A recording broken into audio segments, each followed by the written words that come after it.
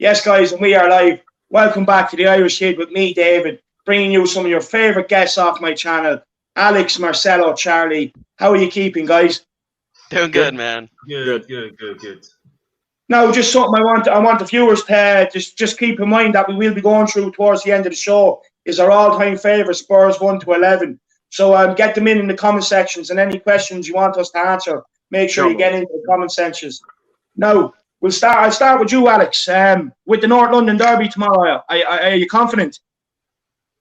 We're in good form, and Arsenal not in good form. So, I'm hoping. Yeah, I mean, in some way though, I think there's a few Tottenham fans that are very, very cocky about the whole thing. We can't do that. Our fan base can't do that. We were getting a bit too cocky. I'm not looking at Marcelo. He just walked away. He started already. But yeah, I mean, we'll have to see what happens. I think it's form goes out the window. The only thing I would say is, and this is what I've said before, is that if we do win the game, and I'm not thinking too far ahead by saying that, we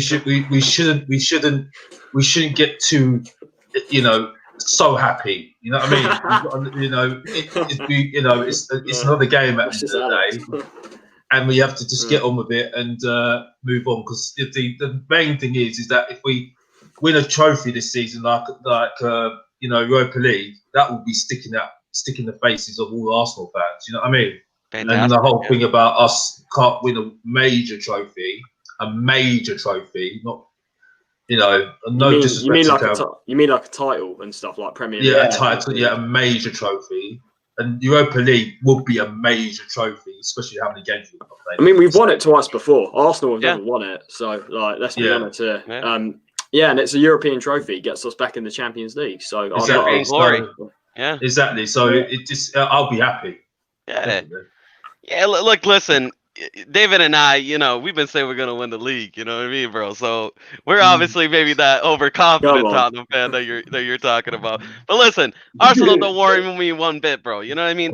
Men to men, those men don't get into our team. You know what I mean? I don't think so. Not a single one. Maybe Gabriel, that's it. You know what I mean? Not even him. Look at the way Dara and Toby have been playing. That's true, bro. Is Gabriel better than them? No, probably not. No way. But I mean, he does score goals. He does score headers, and you got to take into account that Arsenal's defense is so poor that he has to carry them all. You know what I mean? So, but I totally agree with you. Like, probably not even Gabriel gets into our team, and so you can say form goes out of the window, but I've also remembered times where form didn't go out of the window and Arsenal would just absolutely destroy us. You know what I mean? I think what was it? They beat us 5-2 one time. You know what I mean? So listen, as long as the boys shows up, if our boys show up and they do the job, it should be a dominant victory. You know what I mean? I'm expecting 2 or 3-0. You know what I mean? We have a rock solid defense. They have one of the worst offense in the league. You know what I mean? It's just the math doesn't add up. I think they scored only 8 goals so far this season. Yeah, and that's pathetic. Son, I think Son has more goals in their whole. Yeah, he does. He does. Yeah, it's either that or the same amount. But bro. Yeah. So now though, baby, you know what I mean, bro? That's what I'm saying, bro. I'm confident. I'm telling you, Crystal Palace is going to be a tougher team because what I see from Arsenal, they don't have a philosophy. They look like headless chickens. No attack, no defense. It's just vibes out there, bro. You know what I mean? They're just kind of just vibing. You know what I mean? And that's just how I feel about it. Look, I look at this game as if they're like Brighton or West Brom. It's a game we really should be winning at the minute, to be honest with you. Yeah, do you know what I mean? Yeah, the way the teams have been this season, you have to say, yeah. Just a question I'm putting to all the Spurs fans just over the last week that I've been speaking to. Do you think actually getting a draw tomorrow is a bad result? You have to say, yeah, at the moment. Yeah, I would. Let's just be completely honest. There's been, if you're saying against Arsenal, it just takes me back about 15 years ago, when we were all. I know I wasn't around, but I was saying Oh, I was around 15 years ago, but I was young. But I'm saying that I've heard Spurs fans from who that was their time say like, oh, they would take a draw at Arsenal around that time because of how they were like winning leagues and stuff, and we were like mid-table and stuff. So, and that's not the case anymore, is it? So we should be going into this game where expecting a win. I really do. The way we are and the way they are. So yeah, it would be disappointing with a draw. Yeah. Also, to add something to that, you know what I mean? When these men were, challenging for titles, you know what I mean? Even when they weren't winning it, they were in that period where they were just challenging, right? They gave us no respect, bro. You know what I mean? Arsenal fans gave us no respect. They treated us like, dogs, bro. You know what I mean? Yeah. Now the tables have flipped, so I will give them no respect. I will give them no respect at all. When we beat these men, I'm telling you, they better deactivate from Twitter because they're gonna see a firestorm, bro. They should do that anyway. They should do that anyway. And there's one. I'm not going to say it on camera, but there's a couple of them that just need to do it straight away. Like, I don't want to say it on camera, but I'm sure you know who I'm talking about. Did you see the AAFTV debate? The one Yeah. That was pointless. Like, Sorry, I was actually speaking to Charlie about this earlier, right? My answer to them is, right, they're talking about last year, not this year, right? Yeah. And as well, they're talking about being the bigger club in North London and we need to get some respect, right? Who's the last club in North London involved in the title race? Who's the last club in North London involved in the Champions League final? And who has the bigger stadium? Us. Yeah. So I don't know what they're talking about. They don't respect us, so why should we respect them? Bro? Apparently, according to them, we're irrelevant. If we're irrelevant, then who's top? We're top of the league. They're 14th. And if we're irrelevant, how come we've been in the Champions League for the past? I know not this year, but for the past 4 or 5 years. Yeah. And they've dropped off. So if we're so irrelevant, then why do you keep? And also, if we're irrelevant, why do you keep talking about us? Why are you obsessed with us? If we're irrelevant, it just doesn't make sense. They call us irrelevant, but yet they're the ones that always talk about us. It just doesn't make sense to me. You know what debate for me that was the most shocking though, and that whole AFTV Mourinho thing Arteta was a Mourinho Arteta. Yeah, bro. I'm not like they have to I'm not even joking. Somehow, don't they? There's nothing else to talk about. I'm not even joking, bro. Like if I was Sim, David, you ask me right now, Mourinho Arteta, I just walk up and leave, bro. You know what I mean? Like that's a ridiculous question. I would say this. Oh, here we go. I would say this. No, I would say this because as I said, I've said this before, and I said the analogy with the whole thing with Alex Ferguson and Mourinho. Mourinho is a good manager. He's a good manager. He's not a good coach. Yeah, and that's where he's got Arteta's got something over him, because at the end of the day, Arsenal have not got a good squad. Well, can I just add to that? What I will say is a much better squad than the one they had under Emery, and Emery got them to a 5th and a European final. Yeah, and they were still. The thing is with them, then they were scoring goals. Like under Emery, I remember they were scoring a lot of goals under Emery, and that was a worse squad. You had Danny Welbeck's, Iwobi, Mkhitaryan, and all them people. Like, and now with Arteta, you have to say he's got a better squad than what Emery had, and Emery has a better record in his last 30 games than Arteta has in his first 30. So it's just a few. Yeah, but I think loads of people talk about records and stuff like that, and I think that's just kind of like, because the thing is though, when I look back at some of the games that we've had at the moment, and they look at the games that Mourinho's won, some of the games we've been very, very lucky, and some of the games, and I've been there, some of the games, and the one game to mind was last year Manchester City. I was there, I was actually there, and I was sitting there thinking we're going to win this game because Manchester City are just not finishing their chances. You know what I mean? So I think people go back records and look at statistics so much to try and get something out of, just to squeeze a little bit of positive out of it. What I was saying as well. I'm watching now Man United at the moment. I'm watching Man United. I watch Man United absolutely get tonked against West Ham just now, and they've just scored 3 goals, and they've won the game. So I think it's quite easy to make those judgments very easily. But again, like I said, I don't want to be looking like I'm trying to be in favour of Arsenal here. I'm just saying for us at the moment, yes, it's okay. But again, I mean, I'll go back to the Chelsea game. Yes, it was a good draw, and I would take a draw because the thing is, I would get quite easy loss against Chelsea. But at the same time, is it good to take a point from this game? I would say if you're looking at the situation at the moment, no, it wouldn't be. If you want to, have a title race, yes, I'll definitely say that. But I think the problem I've got with Jose, the way he approached the game, is that it looks like now we're trying to not lose and not try to win the game. You see what I'm saying? And then in turn of that, but in terms of that though, then you have fans saying, "Why did Kane have a bad game? Oh, Kane was awful. Son was awful." Do you know what it is? No. Can I just add to that with the fans? Like after when we beat Man City, they were complaining about the style of football, that it's not the Tottenham way apparently. But that way hasn't won us much at all, has it? So the Tottenham way hasn't won us anything. So why not adapt yourself and get on the Jose bandwagon? Because for me, I said when Jose came in, if we're getting the results, I don't care too much about the football as long as and you have to say this season, yes, in some of the games, we haven't been on the front foot. We've been the ones sort of on the back foot. He's getting the results, and that's what it is for me. Football's a results business at the end of the day. The one thing I disagree with you, and I also partly agree with you, was sometimes Jose's coaching can be of question, but I feel like what you said, Sacramento and Ledley King, the guys he brought in, that they've been helping that a lot. That LUC, they bring a very good vibes into the whole group. But you also got to give Jose credit for that, right, Alex? Because he brought those guys in. You know what I mean? Listen, I said that at the beginning. I said that. The ones he had at United. He changed it. He changed his coaching setup. Sacramento came from Lille, and Ledley King, who we know he's having a big impact on the defense. So it's a different coaching staff. I've said that already. His game up, I've said that already.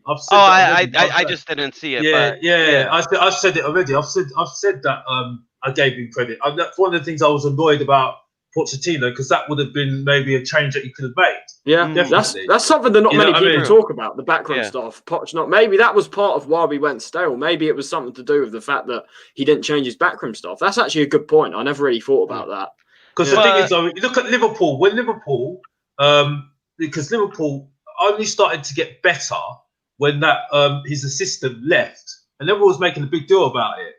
But since he left, look how Liverpool have developed since then, and see how they're playing now. You see what I'm saying? That little change just made such an impact in the whole team. You see what I'm saying? No, I understand what you're saying, but I kind of want to go back to that the whole how we're playing thing. How we're playing not to lose. Now, I'll disagree with you on that, because I feel like Mourinho is just setting his philosophy. I mean, he's trying to instill his philosophy. I don't know if you've seen, he has a Netflix episode on, I think it was a Game Plan or something. It's on Netflix. It's a great episode. Mourinho explains how he built his Porto squad. And basically what he did was he first had to set a philosophy of making them a tough team to break and a tough team to beat. Yeah. And then he had to change them into champions throughout that whole season. And I see him doing that. And I see... And I don't know if you agree with me with this, Alex. I see this Tottenham squad as one of the few squads where I really see a team that's mentally strong and very hard to break, very hard to beat. Yeah. You know what it is as well? With football, when just because you don't have possession, it doesn't mean you're playing to lose. You can still, possession isn't everything, and that's what we've learned under Mourinho. You look at someone like Man City with possession. We beat them, and I think you have to say we limit, not like the game last year where they had chance after chance. This year, we were just hanging on last year. And just because you don't have possession, it doesn't mean you're not playing to win the game. And that's just my opinion anyway. My issue is not the pragmatic football. My issue is not the pragmatic football. My issue is that his mentality is that when things go wrong, it's not his fault. It's not his fault. You see what I'm saying? And then he starts playing up and saying, "Well, it's down to the players. It's the players don't look like they're bothered about the Europa League." And I'm just like, okay, I do kind of agree with him there, Alex. Because the thing is, why are you going on like that? You see what I'm saying? Whether you've won stuff or not, okay, the players are one of the things that are going to be either the ones that are going to result in you getting the sack or not getting the sack. Well, that's what I'm saying. Yeah, but he's a very demanding coach. You know what I mean? He's whether he's demanding coach or not, Pochettino's a demanding coach, but he never said anything bad about the players. But see, the thing is, I've never ever And I'm going to argue my case on this one because the thing is, though, it's a different game. You see what I'm saying? And the thing is, though, I keep on hearing, I've heard this before. It's like, if Jose is happy, he's dangerous. Why do you need to be happy to be dangerous? I never thought that's an excuse. I think there's too much of that with Jose. I think it's too much of that. It's about him. And that's why I don't like the Instagram and things and stuff like that. Yeah, it's just too much about him. Well, he's he's very arrogant. That's the personality. Point. I don't think just on the Instagram thing, I actually think it's one of the betting companies. I think it's Paddy Power or something like that. It's just actually paying him to do it. Yeah. So like in fairness, as a manager, like if players are able to go out and earn the money, why can't he as well? Yeah, but let me finish my point as well. Like if I look at it like this, you go to work, right? You go to work, and then your manager says to you, "You've done something wrong." And he brings you out in front of all of those people, all of your work colleagues, and says, "You've done well. You've done this. You've done that. You've done this." Yeah, you're gonna go back to work. I guess that was the way. Are you gonna go back to work? No, you're not gonna go back to work. You're just gonna say, "I don't want to go back to work. I'm gonna be feeling like really bad." Well, to be honest with you, if I was getting paid 200 grand a week, I'd take it all day long, in my opinion. I know, but let me finish, right? Let me finish. Like, the thing about him calling out the players, right? For me, it's because he wants a reaction. Like at the end of the day, these are full-grown men. Now, if you're a full-grown man and someone gets onto you, you can have two reactions. You can go and sulk like a baby, or else you can man up and start doing what the manager wants you to do. And at the end of the day, I think that's why he calls out the players. Because he wants that reaction. Also, one thing, Alex, he didn't call out anybody in specific, man. You know what I mean? Like in the whole Europa League thing, he kind of said it in a very vague way. And I think it was just to motivate to get players to the Arsenal. The thing is, you can understand why he said it. You can understand in a way why. Because you can't tell me, Alex, that you have not seen a reaction from these players. You know what I mean? Listen. You can't tell me that didn't work in Ndombele. Marcelo, let me just make my point on this one. Okay, yeah, go ahead. The issue I have with it, right? He said that it's the major news on Sky Sports News. He said this. He said that. You see what I'm saying? It just doesn't. You might as well go back to Sherwood. Sherwood did it. It didn't work. You know what I mean? It's just like that's what I didn't like about Sherwood because he just kept on making those. He didn't also have the trophies in the cabinet or the respect of the players to be doing it. The thing is, the difference with Sherwood. The trophy thing is just too much for me. I've had enough of hearing it. It's just like you know. And this is what the thing is. I said, oh well, he's won loads of trophies, so you respect him. You know what I mean? Yeah. Well, but that's how it is. Pochettino had to pay a bloody rent for 2 years and sit in that rubbish stadium for 2 years with no money. So but Alex, respect. You know what I mean? No, it does. But the trophies definitely is a big deal when it comes to respect. You look at Gordon Ramsay. You know what I mean? Yeah. He says way worse stuff. Gordon Ramsay than Mourinho ever said. You look at Gordon Ramsay. He chews people out. Do you see any of his chefs saying anything back at him?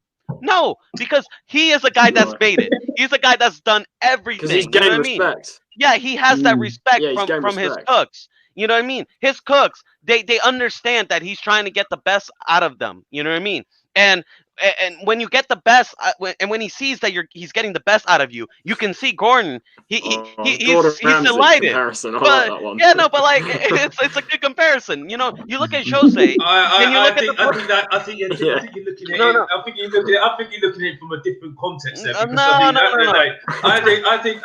sorry, but when you're starting to say about Gordon Ramsay when he's on a show, a reality TV show, he's always been like that. He's always been like that. That's how chefs are. Go to a kitchen. Right, lads, let's move. Go to a kitchen. Good debate. It's a good debate, and I've got to give it to Marcelo. I like this, man. It's a good one. But I've got to be honest. It's completely out of context when you're saying about a reality TV show and football.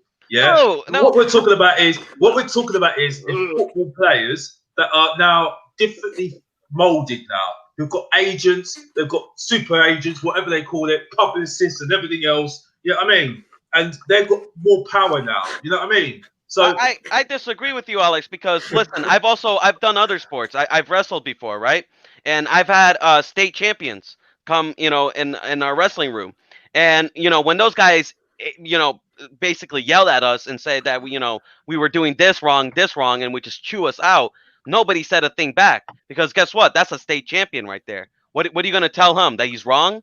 You know what I mean? He's a guy that's been there and done it. So he automatically, like when Jose Mourinho walks in the dressing room, he automatically should deserve your respect, because he's a guy that's been there and done it. He's won everything. I mean, that's when I was talking about Paul Pogba. You know what I mean? When he was saying like this isn't the way, like how we play.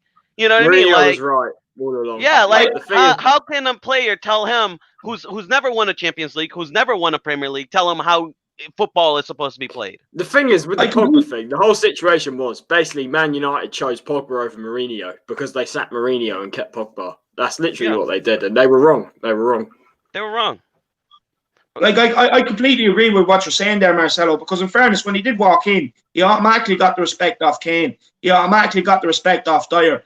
Toby signed a new contract. Toby signed a new deal. Respect off Toby, right? And the whole thing is like the thing is, Dele Alli doesn't want to, like, in my opinion, likes of Dele Alli, like, he just doesn't want to pull his weight, like, and for me, it's bad attitude, like you have to remember, these players haven't won anything. They've tried, they've been there, they've tried, and they've failed every single time. Starving. Like, and Mourinho, like, when you have a manager that comes in and you see him winning all these things, because, like, look, let's face it, like, Harry Kane was probably looking at it before Mourinho was appointed and was sitting there thinking, well, look, if I really do want to be taken serious as a legend and stuff of the game, I need to get out of here to win trophies. But as soon as Mourinho came in, we can win trophies here again. So it is about when, like, trophies in the cabinet do matter, because you do automatically get the respect. Like, if Sir Alex Ferguson walked into any club, he'd get the respect purely because of what he's won. Yeah. I mean, Sir Alex Ferguson he's done some worse things than Mourinho ever done. You know what I mean? Like, he threw like a shoe at Beckham. You know what I mean? Like, he would, if you look at the dressing room, a lot of the players would say, the hairdryer. Remember that? You know what I mean? He would just go at players, absolutely go at them. And he would say it also in interviews. You know what I mean? Like, I totally agree with what you're saying, but that was an era where it was accepted. You see what I'm saying? It should be accepted. And I think, but listen, I don't think it's accepted now. And I'm going to say it because things have changed. They have changed. They have, and whether people want to agree with it or not, it has changed. Yeah. Because managers are sacked. Now you have more head coaches than managers. And there's a reason for that now, because the control of they're now in control of what's going on the pitch and actually the signings now. Yeah. I would. You see what I'm saying? I actually really agree with you. Yeah, I do agree with you. You can't do that whole hairdryer with a lot of squads. But if you look at this Tottenham squad, the way Mourinho has approached this squad and how he's dealing with man management, it has worked. Wouldn't you agree, Alex? I mean, like, within I think it's worked with certain players, but like Højbjerg, because Højbjerg's already he's bought his side, which was very important. Well, the Højbjerg's worked because it's his signing. Yeah, you would say Kane's always but I think Kane's not a good example because Kane's always on it anyway. Yeah, Kane always on it anyway. As simple as that. Kane loves the club. So Kane and Son are always workhorses anyway. Alderweireld, he's always wanted to work for Mourinho. Yeah. Right. Yeah. And I mean, I still think they'll. I don't like the pairing of. I think it's only for this season for me because, as I said, pace. We're going to get ruined as far as I'm concerned. Maldini next season. Well, we have to see about that because again, like the thing is, I'm gonna get you to say Marsh Maldini one day, Alex. One day, Alex, I'm gonna get you to say Marsh Maldini. Mark my words, bro. Me and David keep saying it's time to sell Sanchez and reinvest in Skriniar. No, that's rubbish. No, you have to sell. That is absolute rubbish. Absolute rubbish. Alex, what do you see in Sanchez that you think we should keep? Sanchez. I've got to call out David for this as well. Yeah, you keep on saying Davis is finished. He's not finished. He's a good player, right? He's not finished. We used to rely on him defensively. He's not finished. What can he do? I am sorry. And it's not Ben Davies. It's anonymous. No, he's not Ben. The thing is, he's not. He's never been good going forward, but we used to say either. at least he's good defensively. But now he's not even that. You know what I mean? I'm sorry, no. Hold on. Let's not all talk over each other. Let's say our point, and then you say your point. Yeah, I am not having Davis being chastised. He's a good player. You know what I mean? I'll give you it. He has been, but it's just this year. Like, I don't know what it is. It's just he's in recent years, like maybe this year and last year.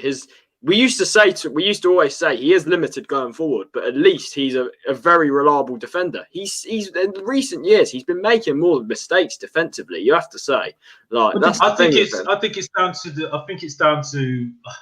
I mean, maybe he's not have that much confidence, but I think people need to just get behind him because he's a steady left back.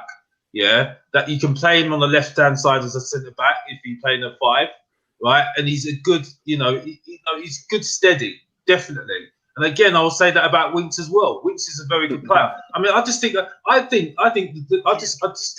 put my head up when I hear what I hear about Winx. I just sit there and say, I've got to be honest. Like, I sit there and say, why are you having a go at Winx for?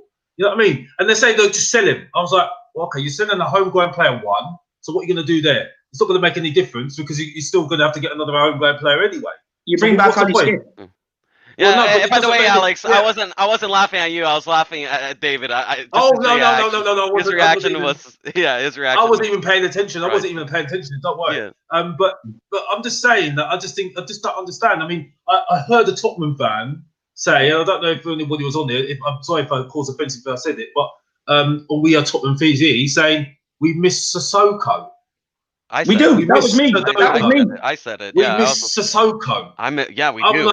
I was like, what? Yeah, we did. Did you not see what he offers to the team? I like Sissoko, but I was just like, we miss Sissoko. I think you must have been watching my interview. No, I think you were watching my interview. I said Sissoko is probably he's integral to our midfield. You know, he's super important to our midfield. I like him, but when we're talking like that, saying to me that we miss Sissoko, I think we're going mad here. I just think we're going mad here. Do you not see the difference? No. Hold on a second. No. Last season, when Sissoko got a hamstring injury, did you not see the difference of how our midfield looked without him? We had no physicality. We had no pace. We had no aggression. And then you see this season. No, but exactly. That's true. We didn't have a defensive midfielder, which even with Sissoko in the team, that's why one of the main reasons why our defense was exposed, because we didn't have that defensive midfielder. Now with Højbjerg, you can see the defense looks a lot better because he's got Lask. But look at Lask. Yeah. We had Højbjerg, Lo Celso, and Ndombele, right? Lask? It's because he had Sanchez behind him, and who just just mistake after mistake after mistake. Right. Look at that midfield, man. That midfield looks so shaky against Lask. And then you look, and then you put Sissoko in that midfield. I'm telling you, that midfield is rock solid, man. Football. You look at United, right? Football. You look at United. They have many great talent. But why do they not get the results that they always want? Why? Because they rely on individual. Yeah, not a team. They rely on individual performance. But PSG, the reason why for so many years they failed in the Champions League is because they've had a team of very good individuals, but they're not a team. PSG. I know they got to the final last year, but before that, they didn't get past like the quarterfinals or something because of that. You look at Tottenham. We have a team. We have a good balance. You know what I mean? I think so. Yeah. Sissoko isn't better than, like the De Bruyners or any of the top, central midfielders. But he is vital in a sense where he brings a balance to our team, which is the physicality. He does that job, that dirty job that nobody likes. You know what I mean? Dunga, who was one of my favorite Brazilian, footballers. He was probably one of the worst footballers to watch. His footballing techniques wasn't that great. But he was a hard worker, man. You know, I mean, Maradona even said, when you played against Dunga, expected, lumps in your legs because he would just kick you out. You know what I mean? Yeah. He would just get in your face. He would be gritty, and that's what Sissoko does. He's a physical presence in the midfield that you absolutely need. I agree with you. But the point I'm making is that we're clutching at straws when we're saying Sissoko. we missed. But the thing is that because there's other players that I wouldn't say clutching at straws because Sissoko adds aggression, physicality. He does his job, and the thing is, Sissoko, we know he's a limited player, but what he does do, he adds work ethic, energy off the ball, and he does his job extremely well. That's what. And also, what I want to say. Also, what I want to say is, I've never ever heard anyone go on any fan show or any Spurs fan come out and say, "We miss Harry Winks, we miss Davies, we miss Sanchez today." Yeah, it's true. Yeah, but it's not about that. It's not about that though. And I think the thing is with people at the moment is that they're just picking out people that think they're just weak and stuff like that, and just wheedle them out and say, "Oh, Winks is terrible. Oh, Sanchez is terrible. Oh, Davies is terrible." But yeah, they're not good enough for where we want to go. And I sit there and say, "I'm sorry. Listen to me here. I'll sit here and I'm going to say this right now. Support Winks. Yeah, he's a homegrown player.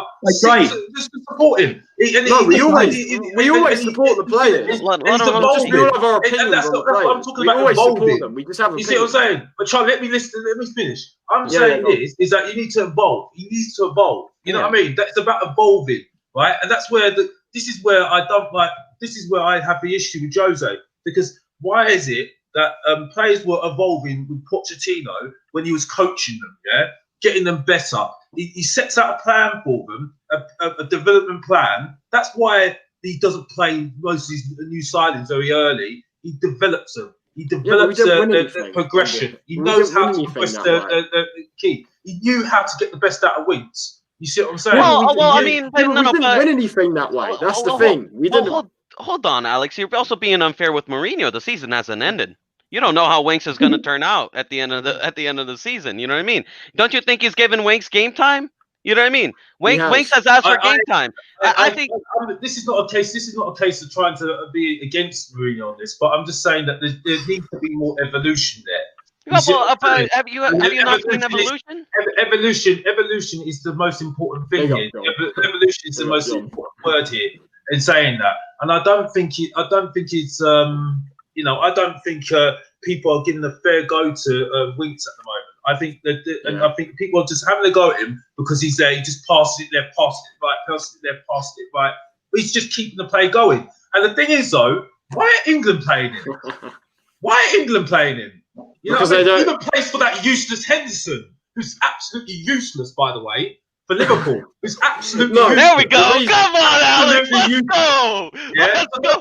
Please don't tell me. The thing is with England, we all know Southgate has to go. The thing is with England, Southgate has to go. He don't have a clue. Southgate. He sets up not to the England players' strengths, because look at all the attacking talent England have got, and he's setting up with 3 right backs at one point. Like, that doesn't make sense to me. Southgate, for me, is not getting the best. You say getting the best. Southgate's not doing that with the England players, for me. He's setting up in way too defensive formations. It's just this 5 at the back trend that keeps. I don't know what it is that West Ham do it, Arsenal do it.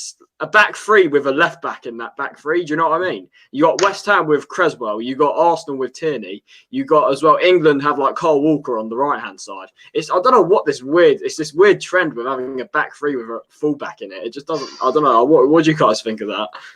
You see, with Alex, right, I agree with you on Winks. You know what I mean? I remember Winks when he was developing. I saw a player in him. You know what I mean? Now, he hasn't developed since. And even when Poch was there, I think it was 2018 and 19 season, he kind of grew stagnant, even under Poch.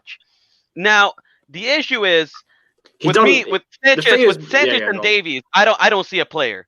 I just don't. Listen, for me, I've given them enough chances. I'm a patient guy. Yeah, go ahead. No. Yeah. You finish your point. The thing is with Sanchez is he hasn't got better. The thing is with Sanchez, he's been here 4 years. When he first came in, he's making the same mistakes now as he was then. He hasn't improved. That's the thing with him. Yeah. He's like 24 now. He hasn't. That's why I'm saying sell him, because what he's been here 4 years now. It's just, we can't wait on him. That's the thing.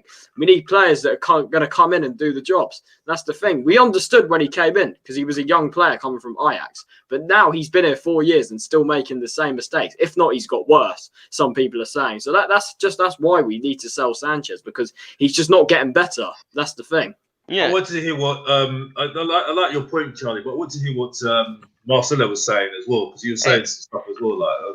And listen, I'm a patient man. You can ask David. You know what I mean? Like, I'm not a guy that just because some player's on bad form, just say sell them. You know, throw them to the streets. You know what I mean? I don't like that mentality. I mean, with Bale, people saying hating on Bale. I mean, like, how do you expect a man who has not played 2 years of football to be fit in 10 games? You know, to be ready to play high level football in 10 games. You know what I mean? It's ridiculous. But with me, with Davies and Sanchez is right. Sanchez on his day, he's a good player. Right? He is a good player. But my issue is he always has like 2 or 3 mistakes in him every game. And he collapses. He mentally, even under Poch, whenever he made a mistake, he mentally collapsed. You look at Dyer, right? Dyer makes a mistake, but he gets on with the game and he keeps going forward, right?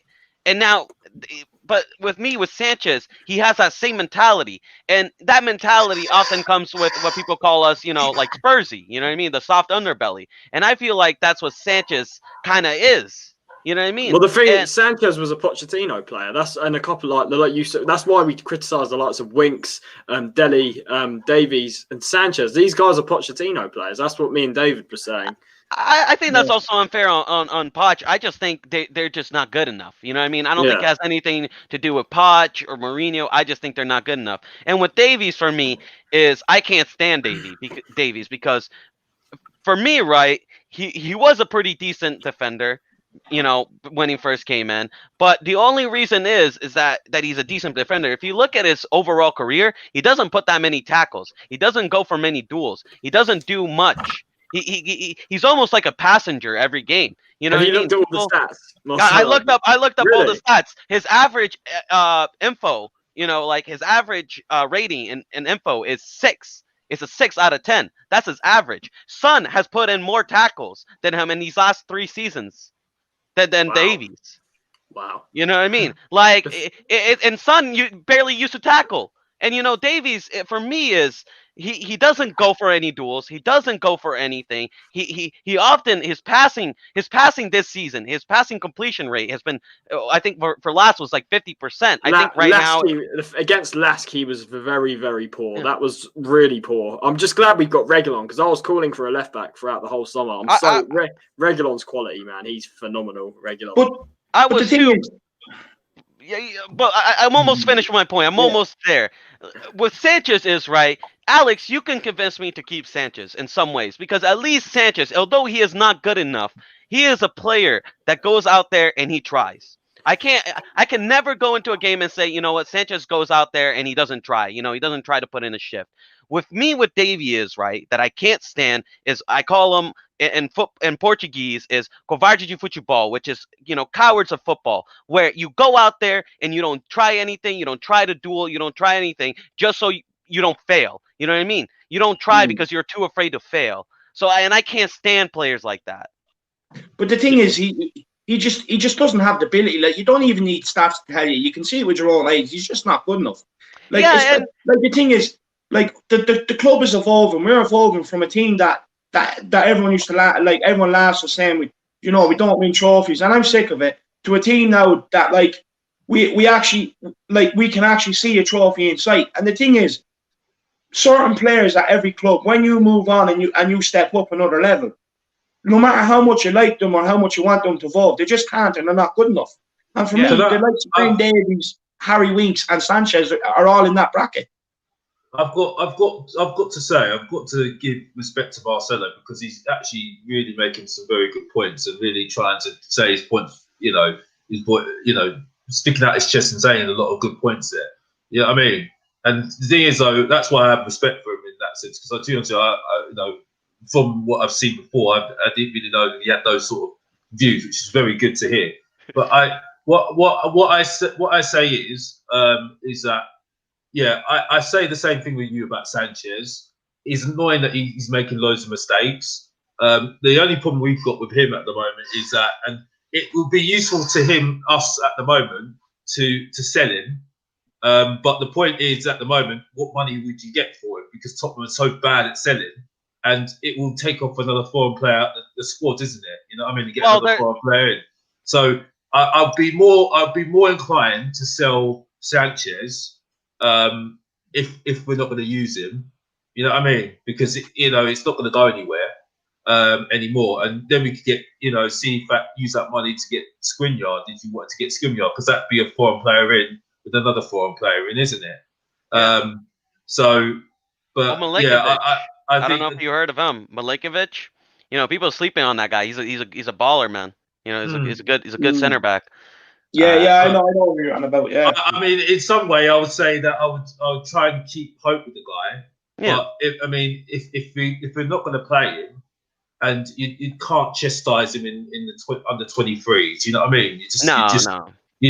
And the thing is, though, we can't get Skriniar when you've got how many foreign players in your squad already. You know what I mean? Because I'd say the only chance of us getting Skriniar in January would be if we threw Sanchez in as a part of the deal. I do agree with you that, like, we do have to probably throw him in. We have to sell. Yeah, no, I agree with you. I don't think Levy would look at that as a good deal, because I think what he'll say is, I don't think even Inter Milan will have that as a deal anyway, to be honest with you. So I think it's going to be a bit difficult, because they were quite adamant that they wanted 45 million for him.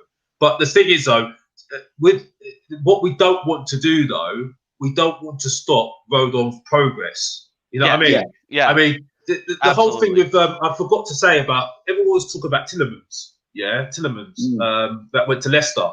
Yeah. Now the reason why we didn't get Tillemans was because of Winx, because we didn't want to stop his development. You see what I'm saying? And that was Pochettino's way of thinking.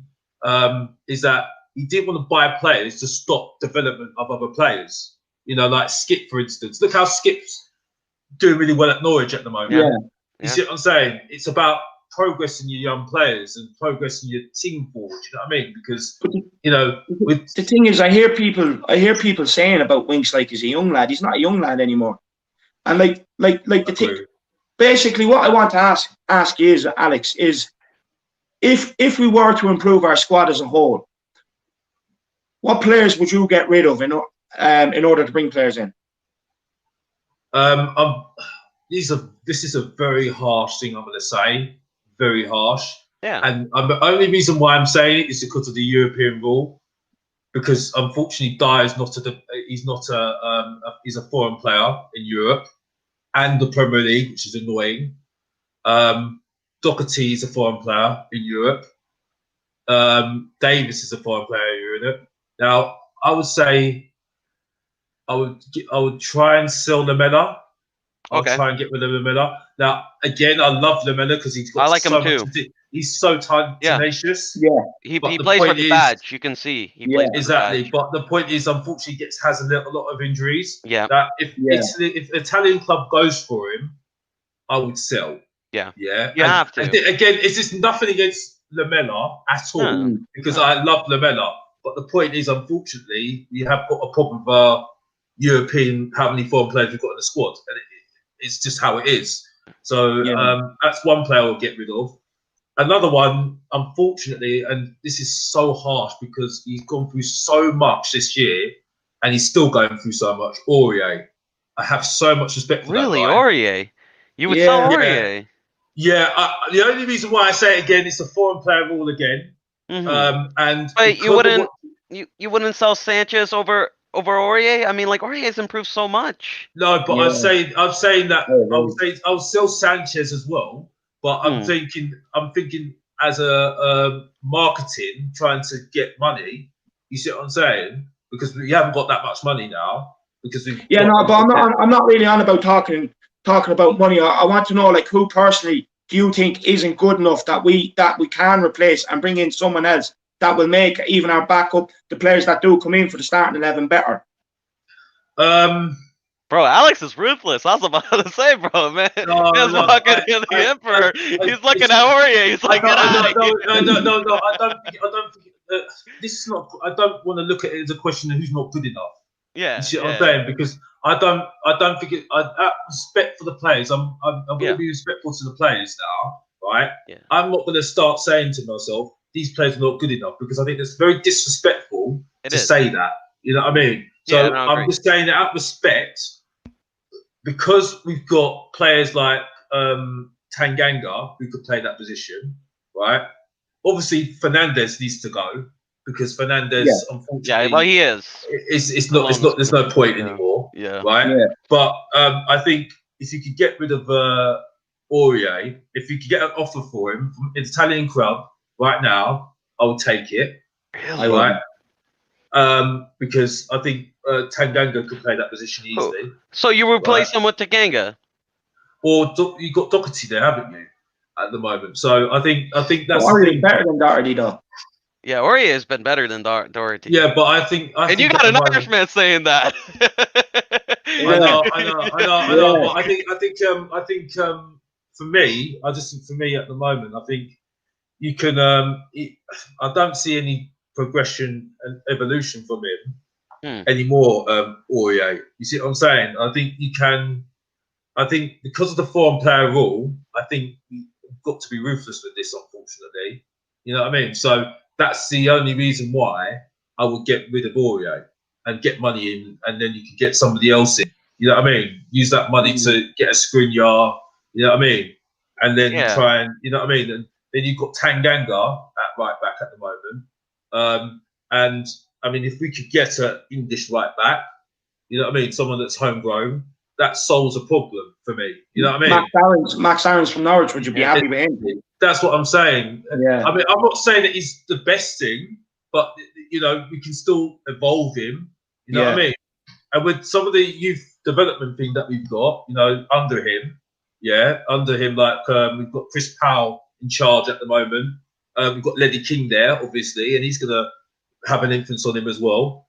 I would say that, you know, that would be a good way forward for me. You know what I mean? But again, I want to stress, I'm not saying that Oreo is not good enough.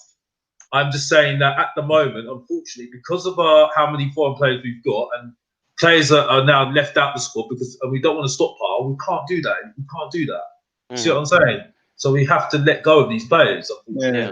I think Lamptey, like Simon. Yeah, Simon said, said it perfectly. I prefer Lamptey more than Aarons, in my opinion. I think Lamptey has been fantastic for Brighton. But for me, if I was gonna, listen, I don't think we need to sell many and buy many players. You know what I mean? To make this squad really strong, I think we only need maybe a world class player to really just make this, the squad really just even better than what it is. And I said that last season. I said, I did say we need about 5 signings. We got 7, so it was perfect. But everybody always seems to panic and transfer market, but it's never. One thing I always, I don't like listening to Sky Sports a lot, but one thing I do agree with Carragher and when he said is it's never as bad as it seems. You know what I mean? You only need, sometimes people say, oh, change the whole team. Sometimes you're only missing 3 or 4 players. And for me, I would say I would sell Sanchez. For me, that's not a given. I've given him enough time, and I'm just my mind is set on that. I would sell Sanchez. Because Milinkovic, he's also another foreign player, so we'd be trading a foreign player with another foreign player. I think Milinkovic, he's a less expensive option than Skriniar, and he's a very good center back. But our number one priority should be Skriniar. If we this January, if we just go and sell Sanchez and get a Skriniar, I'll be absolutely delighted. That would be a perfect January. We really only need a top class signing this January. Yeah. And I know people will say, oh yeah, but you gotta get you gotta sell winx for Sabitzer and stuff like that. But with Sabitzer is when you buy him, you have to also expect that he's gonna have to adapt to the league. Because Bundesliga is a complete different style of football than what it is with the Premier League. And listen, with winx, and I have a question for you about winx, David. You know what I mean? Yeah. Don't you think that so you've been watching? Obviously, we've been watching Spurs for a long time. Don't you remember when winx was coming up? Didn't you see a player in him? You know what I mean? Don't you think there's a player in him that's quality? For me, look, No, honestly, right? This is a guy that, look, I get it. Moussa Dembele was a big boost to feel, right? But this is a guy that's come in. He's had a year or 2 to try and implement his, put his stamp on the first team. He's failed to do it, right? Anytime he plays too safe. He's not strong enough in there. He doesn't get stuck in. And for the formation and the way we play, he's just not good enough for Tottenham. At the end of the day, look, he's had 2-3 years in and around the first team. There's no excuses anymore. I'm sick of fans making excuses for this guy. Like, there is no excuses for him anymore. Honestly, he's run out of excuses. Anytime the guy plays, we get run over in midfield. We don't turn the ball over. And it makes everyone else's job, all the other 10 players' job out there harder. And I'm sure half of them don't even want him out there anymore. For me, look, maybe you could look at it in a way that's saying maybe he's in the wrong position. But I'm of the opinion now, right? He's not a young lad. We've got young Ollie Skip coming through who actually can offer something to a team, a role. Winx, he doesn't score, he doesn't assist, he doesn't affect games. He came on against West Ham, we end up drawing 3-3. And that backs up my point that we get overrun. He's too nice. He's not good enough for Tottenham. I think this season you're spot on with that. But I would say, when he was coming up, like when he was first bursting into the scene, he was a great, he was a good footballer, man. You know what I mean? A lot of people were considering him someone, the top prospects. And I think I think it was like the 2018-19 season where he kind of plateaued. You know what I mean? He was going up, and then he kind of plateaued. But for me, I do agree with you. He's in an awful form right now. But for me, when I saw him coming up and I saw the potential he had and I saw what he was doing, he was a player that was aggressive. He would even put in tackles. He was a decent dribbler. You know what I mean? I remember in that Villa game, last season, he was fantastic. That Villa and City game, I was like, that's the old Winx I wanted. You know what I mean? Like, he was fantastic those games. And I feel like if we can just get that player back, we got a player, man. You know what I mean? But one thing I will say to you, right? And I say it to any Spurs fans out there, right? Because one thing they come at me and say is, oh, but he had a good game against Real Madrid. He had a good game here, right? That's 2 good games in his whole Spurs career, right? First of all, if any player had 2 good games out of his whole Spurs career, people would be going mad slating him. And they only don't because he's homegrown, right? And second of all, look back at any games. I encourage any people, any Spurs fan out there, look back at any games this guy has played for Tottenham. And look how boring and slow and poor and not creative we are on the ball. Honestly, go back and look at the games he plays. He's so boring when he plays. Yeah. He listen. I agree with you. But that was not his job, though, David. I don't know why that's. Well, his job is in there. But he has no job. That's the thing. He doesn't. But that's not his job. But his job. It is his job. As a second midfielder, your job. But it's not his job. You're putting across. You're thinking that he's Eriksen. Yeah, he's not Eriksen. No, I'm not thinking he's Eriksen. Eriksen. You want to compare him to Højbjerg? Compare him to Højbjerg. What does he do that Højbjerg does? Absolutely nothing. He's not, and he's not Eriksen. He's not Højbjerg. He's not Ndombele. He's not good enough for Tottenham. It's as simple as that. I respect your opinion. Fair enough. But I will say this. Yeah, you're not going to stop me on this one. Again, it's down to development. Okay, and unfortunately, Jose has not got it right with him. Okay, I blame Jose in that sense that he should be using him more than and Sacramento and Ledickin to use to get the best out of him. Because the thing is, then it gets to a point where you're having fans like us now saying, "Oh, he's not good enough. He's not this. He's not that. He's not this." Okay, well, it's down to the manager to try and find a good role for him. You know what I mean? It's not a case of when you're hearing what he's saying, that 99% of the time it's about a player and 1% is the coach. It's 50% most of the time it's about the coach and the player. You know what I mean? But the thing is, Alex, Mourinho has tried to work with him. He has tried to work with him. He has given him game time, and anytime the lads played, he's let him down. And I disagree with you that it's up to Mourinho to get the best out of him. It's up to Winx to offer something to get into the team. I'll play devil advocate here, right? I think, David, you definitely have a point. I think, although you're being a little bit harsh, I think when Winx first burst on the scene in 2017, I thought he looked phenomenal. I thought 2018, he looked very good too. I thought 19 and this year, he's been absolutely dreadful. But I also want to say another thing to Alex is, come in with a little bit of an open mind, man. They'll say like, "Oh, you're not going to change my mind on this." You know what I mean? I think you guys are making great points, both of you. but just come in with like an open mind a little bit. But like I just think personally, right? If you were gonna tell me sell Winx and forget the homegrown issue, right, and sell Winx and get Savitar, I'll shake your hand and take that deal any day, right?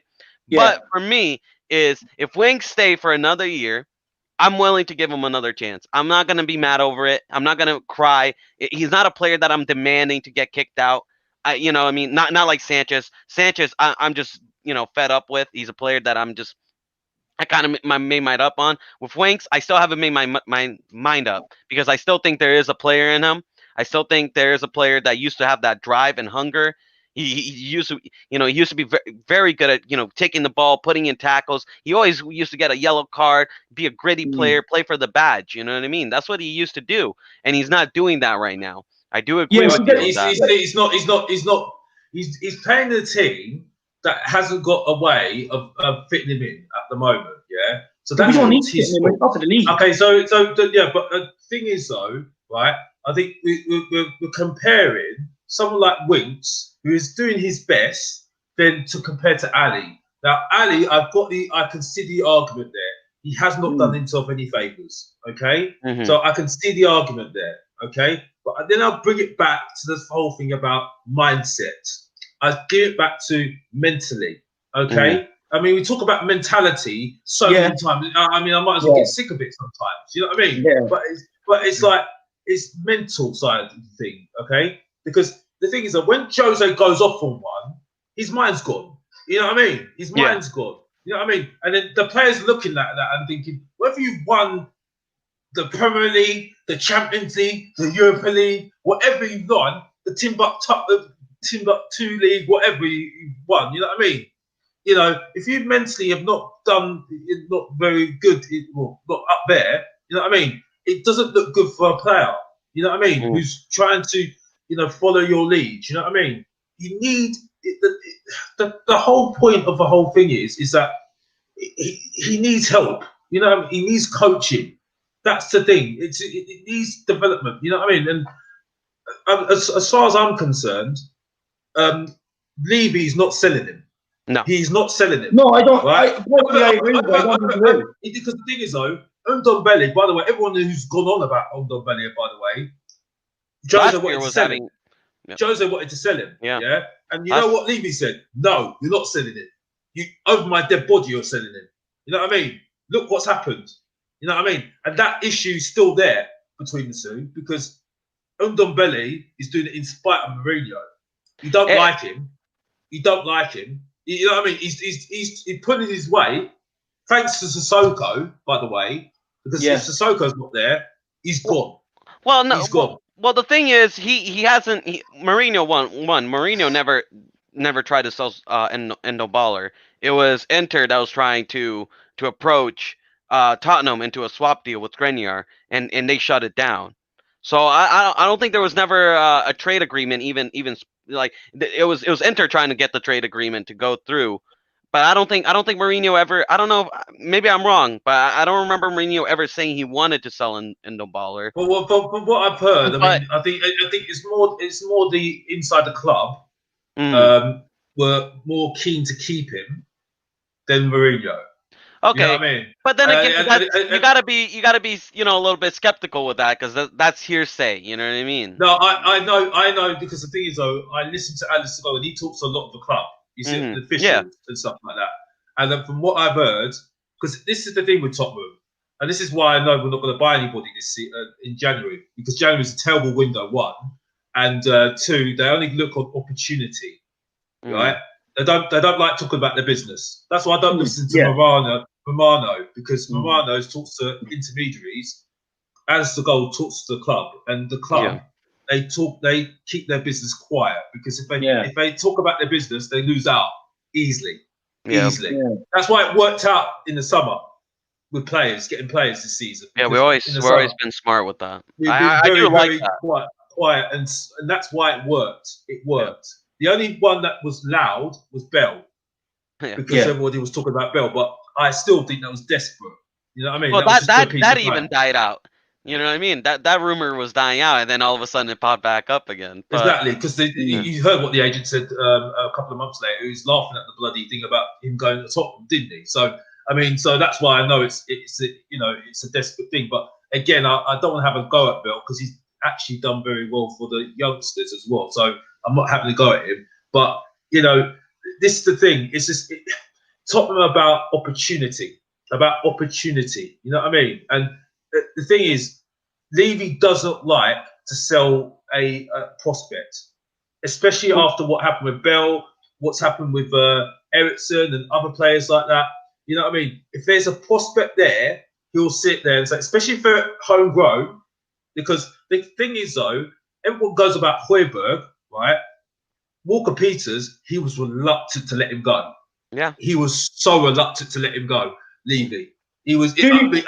Well, that was a mistake. That was a mistake we used to do a lot. You know what I mean? Sometimes we will sell prospect for a lot of money for the quick cash, and then we will see later on, some of those prospects became, pretty good and big stars, and you know what I mean, had a lot of success, and we probably could have gotten more money for them, or kept them and gotten success. So I agree with what you're saying there, Alex, and I think that's a major reason why I don't like selling players right away. I don't like that whole Chelsea mentality where, oh, you have one bad season, you're gone, get out of here. Well, Winx a prospect though, lads.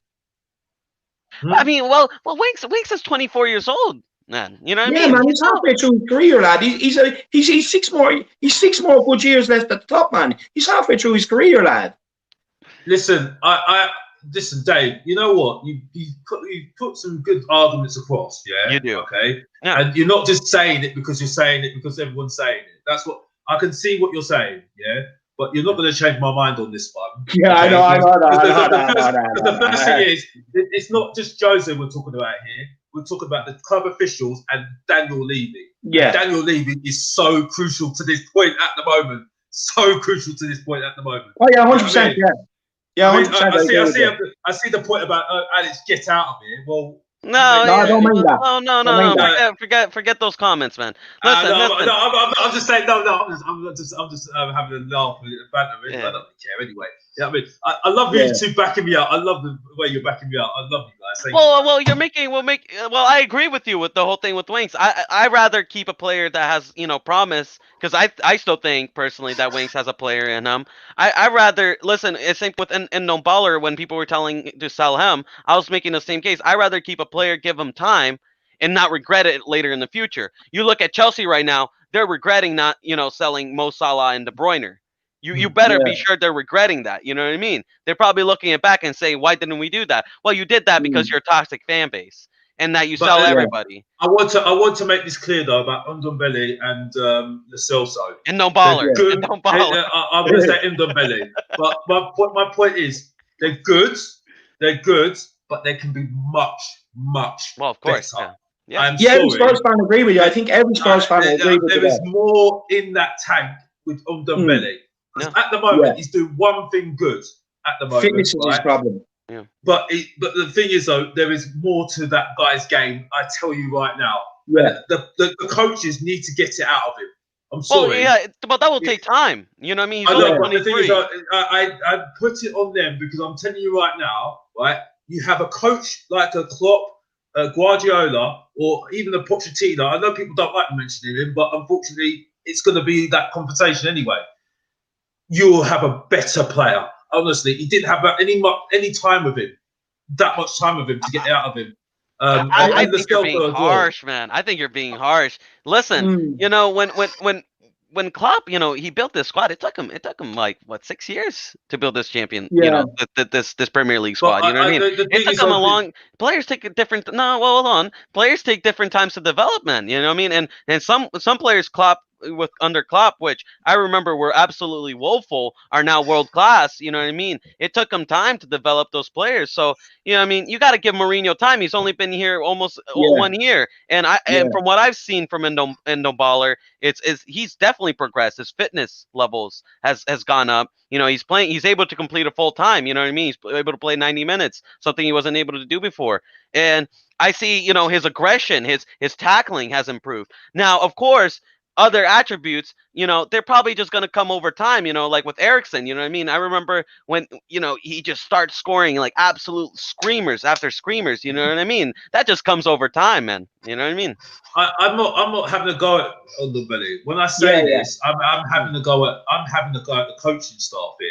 Well, no, yeah, and I was defending the coaching staff. I was saying you got to give it time. I'm gonna have a go at them because the thing is, though, they're there. They're there to get the best out of those players. Now, as far as I'm concerned, if you want a £100 million player, which is what you're looking at with this player, as far as I'm concerned, if you get his full potential out there, right, you need to develop him, and Lo Celso as well. Because Lo Celso, the only reason why he's in the team is because of himself, his determination and motivation. Because it was nothing to do with between him and Winx. Yeah, I agree there. But I will say that Lo Celso, because Jose was not having him. At all. Now, his determination, his tenaciousness has gotten him into the team. And that's why I'll always back him, because he's got some determination there.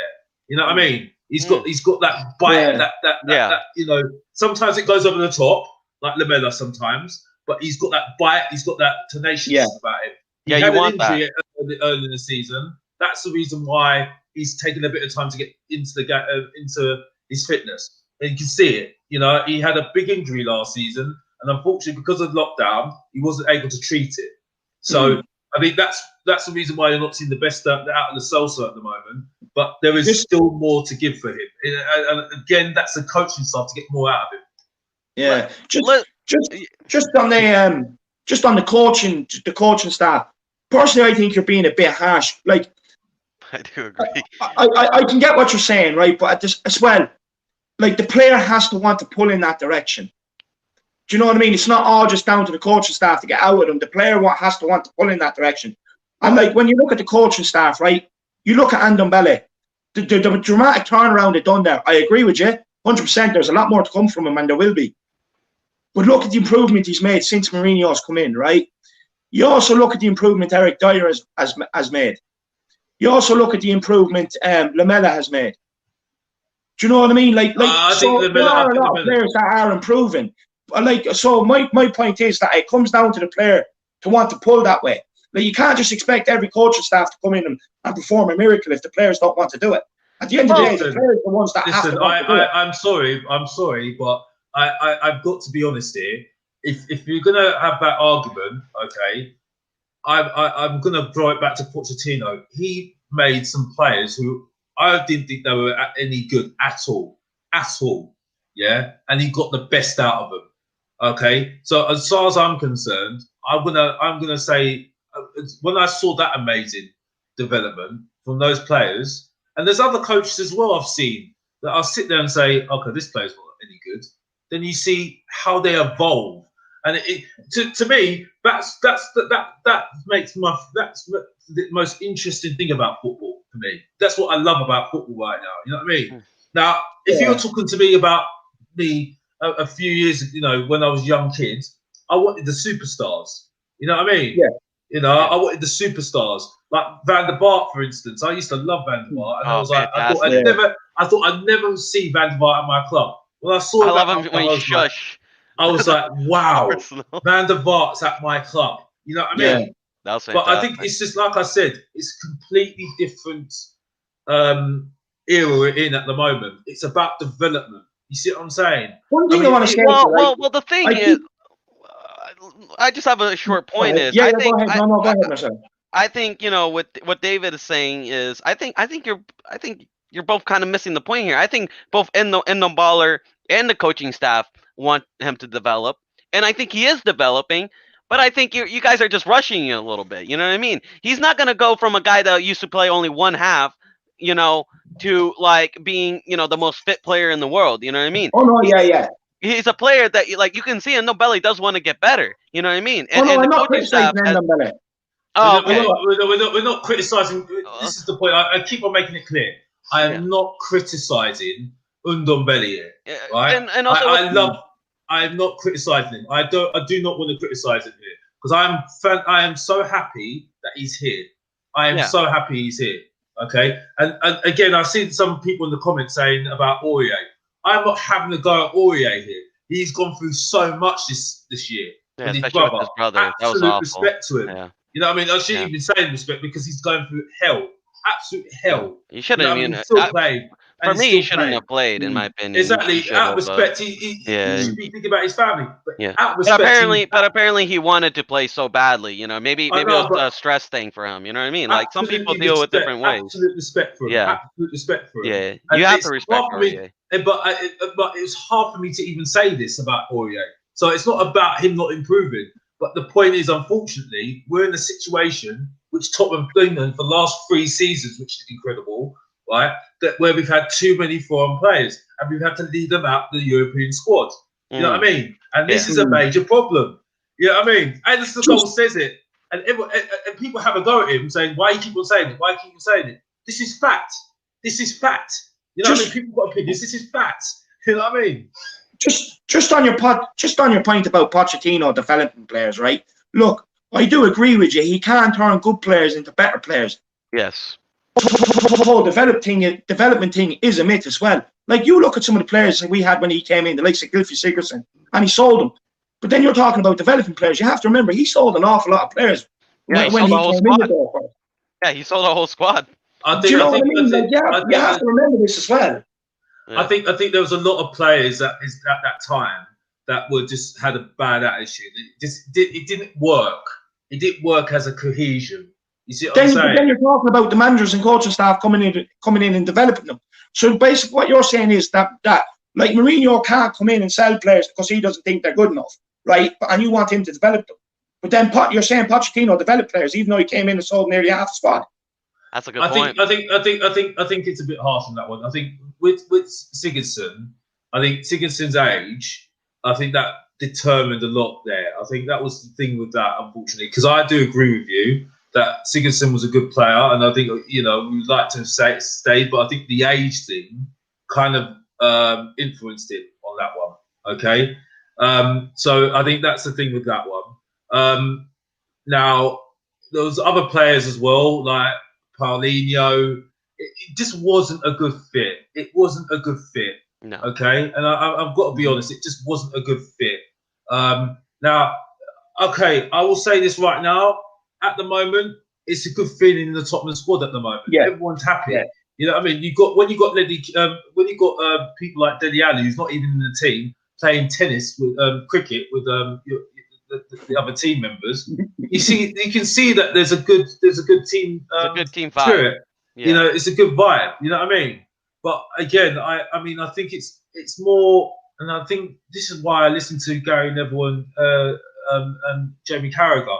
You can't say anything at the moment because it's too soon to say that at the moment. You know, so everyone's going to have a go at me saying about Pochettino. I'm not saying I want him back. You know what I mean? I actually am. You just respect him. You just respect for what he did. You know what I mean? Yeah, and listen, I do agree with you, but I mean, when you get Mourinho though, Alex, you also have to expect that he has been a checkbook manager. He's not a manager that goes in. When we brought in Mourinho, you have to have certain expectations. You know what I mean? When we brought in Ten Hag, if we brought in Ten Hag, I would have had the expectations, like different expectations than bringing Mourinho. When you bring in Mourinho, you have to expect that he's going to buy players, and you just kind of have to accept that philosophy because that's just how he does it. And whether you agree with it or not, man, listen, he got us 7 players. Now he got us 7.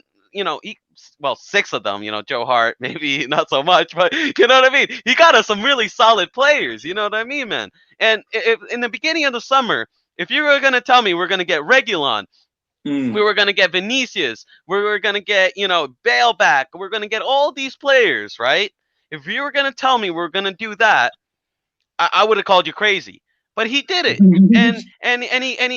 And he convinced Levy, and Levy knows this. If you think Levy, right, bought Jose Mourinho. Listen, Jose Mourinho's contract deal is 3 years for a reason. You know what I mean? Levy is not an idiot. He knows that when he got Mourinho, that this is going to be a guy that's not going to get the whole academy and develop them and make all these stars. He was going to be a manager that's going to come in. He's going to get the players he wants. He's going to bring his philosophy, and he's going to make us into winners. That's what Mourinho does. Yeah. So, I mean, we can go with this debate all day long, and I understand it. I understand it, but you also got to have certain expectations because not every manager is the same. I think you're right. I think no. Listen, I'm not. We can debate this all day long. We could. I totally agree with you, but I'm just making the points of what you're, what we've been discussing in the day. You know what I mean? But I would say, yeah, I agree. You know what I mean? That Jose's done really well with the squad, and we have done well with the 7 signings, definitely. Yeah. You know what I mean? Because the way that we've done our business, it was very well personally done. Mm-hmm. Definitely. Yeah. You know what I mean? And we didn't spend that much money. You know what I mean? I think we only spent, what was it? You know what I mean? What was it? 45 mil or 40 mil? That's a lot less compared. It was brilliantly done. It was brilliantly done, and it does put pressure on Jose to get what he needs to get out of the and he loves it this season. So I'm not complaining about the football. That's what I want to say at the moment. Yeah. The pragmatic football, I'm not complaining about. It's just that I'm not complaining about it. I just don't like his attitude when he starts complaining about the players a lot of the time in public. Yeah. You can do it in your changing room all day long. For me, that's when they deserve it. You know what I mean? But we need to keep these players on side. You know what I mean? Even the people that are in reserve. You know what I mean? Because when I see teams like Leicester putting their reserves out and they're beating other teams, you know what I mean? That's down to the coach still keeping the belief in the squad. You know what I mean? And developing their squad. You know what I mean? That's why I have an issue when people say, "Oh, we haven't got Kane, we haven't got Son, we haven't got this player, we haven't got that player." I'm not being funny. I don't really care what you say about. It's about a squad. You know what I mean? You're only as good as the people that are not the 11 that you've got. It's the other players in the squad as well. You know what I mean? So exactly. So when I hear people saying we don't, we're missing Sissoko. Okay, we've got winx. Okay, we've got other players. Winx doesn't do the same job as Sissoko. I know, but we have to do Sissoko. Yeah, but you get my point, though, don't you? No, I'm getting what your point is. I think your point is that basically what you're saying is, maybe we just rely on too many individual players, too much on our starting 11, and that when we lose that starting 11, everything kind of collapses. I'm listening to what you're saying, and I get that, and I understand that. But I think, maybe we were, when I say we were missing Sissoko, I also mean maybe we're missing a player like Sissoko. And we have other players that, could play Sissoko, Sissoko's roles. It's just whether, you play them or not. And I think when I was saying we needed like Sissoko, I was more referring to that. I think Gio, a combination of Gio and Ndombele, it just doesn't work because you just lose that physicality, and you need someone with that physicality. And the best one to do it is Sissoko because he's fit right now. You know what I mean? So that was my whole point with it. But this is kind of like an off the point question. It's kind of off topic, but I kind of want to ask you guys this. Now, we were talking about the transfer market, and I was listening to some rumors. Now, they're not official, that we have a key player maybe in mind. You know what I mean? And he might be a midfielder. Now, I don't know about you, but the one potential signing, if we're going to make a big signing, it's either Skriniar or Dominic, how do you say his last name? Szoboszlai from Salzburg. Szoboszlai from Red Bull Salzburg in Austria. Yeah. And he has a release clause, I think, for 20 million. And, I've been hearing rumors about, that midfielder. Now, if we were talking about selling Lamela, I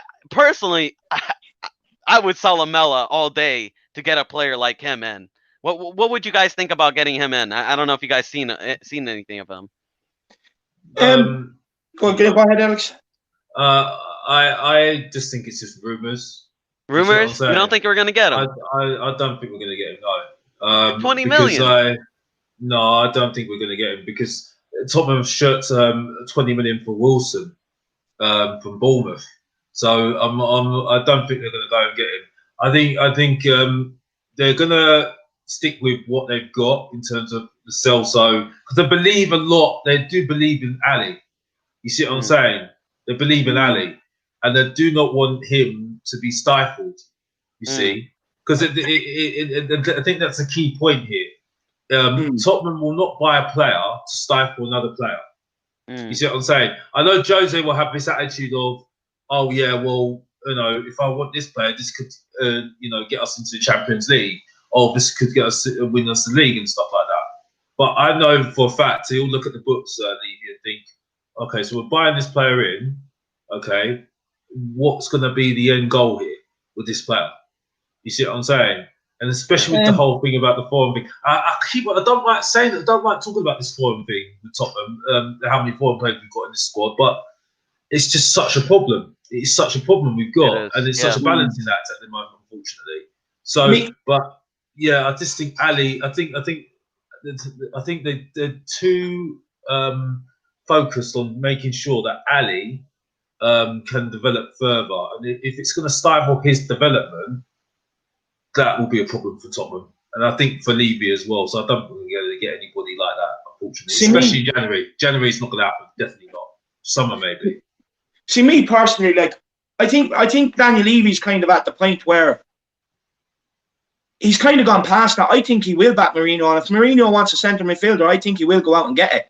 At the end of the day, we're talking about winning trophies now, so we can't be not signing players because we don't want to stifle a player who's not already arrived on the stage. We need players that are ready to arrive on the stage. It's as simple as that. And I honestly do think that if you're bringing in Mourinho, you have to back him. And I think Levy will. I think it's different this time than what it was under Poch, personally. I think under Poch, that was the approach. He's not going to bring in something like you said. He will look at the books and he will look at long term. What's the plan with this guy? But under Mourinho, I don't see it. I honestly think if Mourinho wants a player, he'll go and get it. You've seen how awestruck he is in the documentary by Mourinho. I honestly think he's going to look at it different this time. And I do think, look, whether it is Sabitzer or Szoboszlai or another centre midfielder, I honestly do think we are probably in the market for another centre midfielder. I honestly do. I think he's the guy. I think he's the guy that if we were gonna get, right, I think he's the guy that he'll be it. And I see Alex shaking his head, and I love it already. No, because you watch Alistair Gold, about the January transfer window, right? Yeah.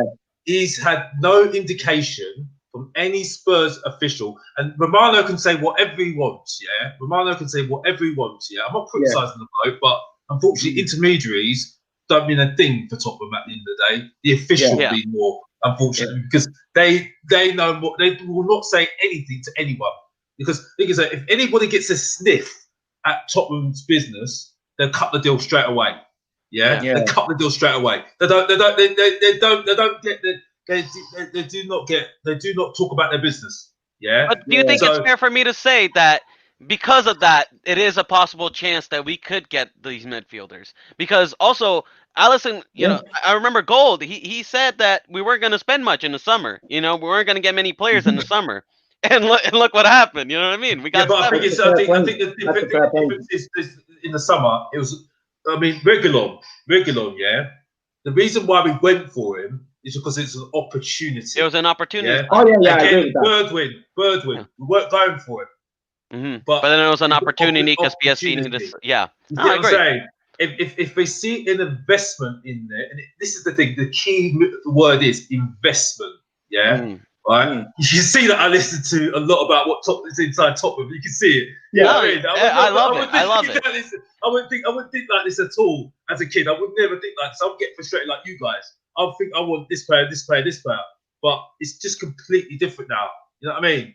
But like I said, if it's a good opportunity, and this means money as well, okay, they will get him. But the thing is, though, Tottenham need to sell to buy it, and the foreign player thing has to be the crucial thing here. You know what I mean? Yeah. And as I said before, Tottenham are terrible at selling players. They're awful, absolutely awful. When I see Chelsea selling players and getting loads of money, it winds me up. You know what I mean? Because they get on my nerves so much. I can't stand them. stand their team. But they're a fake club, oil club, man. Oh. But You see- listen, actually, you know what's a possibility is. I know we're talking about center backs, David, and everything, and we're talking about defenders. Mourinho, he hasn't really complained a lot about his center backs. You know what I mean? I know he said, he mentioned a little bit about Sanchez, and about like having a tough mentality, but he still plays them, and he doesn't seem to be really complaining a lot, and he seems to be really happy with Dyer and Toby right now. So and he seems to really enjoy Rodon and Taganga. Yeah. Every time he talks about Taganga, his face brightens up. You know what I mean? Yeah. So what is a possibility is, since he is not a fan of Sanchez, right? It's pretty clear he isn't a fan of Sanchez. If we sell him, and I think if the price of Skriniar does not go down, because I don't think even if we sell Sanchez for 20 million and Skriniar is still 60 million or 50 million, we're not going to get him. I don't think so. I agree with Alex already there. But I think if we do sell Sanchez for about 15 million, 20 million, I think there is a possibility that we would get Dominic Szoboszlai. It's going to take me a time to say his last name. But I think that is a real possibility. Because remember, sometimes, we haven't always been the club that just sells and buys the same, position as a replacement. You know what I mean? We sometimes sell and buy a different player. So, I feel like that's a possibility. I don't know about you, Alex. Yeah, I see your logic on that, Marcelo. Yeah, but again, I come back to the point. What are you going to do with Ali? You see what I'm saying? What are you going to do with Ali? What's going to happen with him? And people can say, I do respect Matt, what he said about him maybe going to put PSG, but for me, it doesn't make any sense. It doesn't make any sense for the bloke. You know what I mean? Yeah. I think for me, I think he's better off here getting his development. You see what I'm saying? Yeah. And develop his game, because I think if you develop him, you've got a better player out, getting a better player. You see what I'm saying? And also, if it does work out as well, we got a great player. You got a great player. Yeah, people forget that Dele Alli is a good. And he's English as well. English as well, and that's even more of a attraction. You know what I mean? Because they have more premium now. Yeah, perfectly said. But what I think is, if Mourinho is like, forget about maybe stifling Dele. I think right now Levy is trying to back Mourinho. It's very clear that he is backing Mourinho, and he's trying to do the best he can to get the players that Mourinho wants. Most of the time when Mourinho saw an opportunity and said, no, get him now, Levy has been said yes. Before, Levy used to do that. Remember, we had an opportunity to sign many players with Grealish, and all that stuff, and we had great opportunities. And before, Levy said, no, I gotta stay, hold my financing, and hold that, that budget. But now you see Levy is a little bit more, he's taking a little bit more risk. And I think that's kind of do with Jose. I think if Jose goes up to him and says, I want him, this is a great opportunity to sign a great player for 20 million. I want him now. I think Levy will back him up. Guys, what have I missed? Right. We're talking about Dominic Szoboszlai or Szoboszlai. RB Szoboszlai. Yeah, Szoboszlai. I learned how to say it recently. When remember on my stream before, people were asking me about him. I was like, I just cannot pronounce that. But I learned it. Szoboszlai, I think. Szoboszlai. Okay. Yeah. Look, he's a decent player. I've heard. I haven't watched him, so I can't really say too much. But from what I've heard, he's a good young talent, 19 years old, RB Salzburg, who produced. Look what they've produced. Haaland, all these guys. So, Minamino. Minamino, even though he hasn't quite come on yet, but still he could. And as well, you look at he's a Hungarian international. He's an attacking midfielder. Gets a lot of adds creativity. I think he's got a 25 million release clause. So, for me, if we were to get him, I think I could only see us getting him if Dele was to leave. That's how I see it. I think we'd go if Dele was to leave, then I could see us going for someone like Szoboszlai, to be honest. But what do you guys think of Szoboszlai? Have you seen much of him? Well, Alex kind of, I think you agree with Alex. I think that's what Alex was trying to say. But yeah, go ahead, David. No, go ahead. You. No. No, I think he's a great player. I think for 20 million, that's a steal in my opinion. Yeah. You know what I mean? Especially if we sell Sanchez, like I said, if we sell Sanchez for 15, 20 million, right, or maybe more, and Skriniar is still 60 million. I don't think we're getting Skriniar even with that. I think that's just too much. But I think if we do sell that and there's an opportunity to buy Dominic Szoboszlai, I think we're gonna take that opportunity any day of the week. Yeah, I mean, look, go on, David. Sorry. Yeah, I'm just going to call him Dominic because I can't pronounce Dominic. But look, he's a player. I have seen him in a few games, and look, he's a player I do like the look of. He does have good potential, and he gets stuck in. So I'd be all for it if we do get him. I honestly would be. But like I do agree with Alex. We will have to ship players out in order to buy. No, not necessarily that. I just feel like I feel like the reason we didn't go for an attacking mid in the summer was because we've got enough players there. Not necessarily we need to sort of sell to buy, because we knew that we were told that at the start of the window last summer, but it turned out we didn't. So no, but we signed 7 players, so we definitely have to this time round.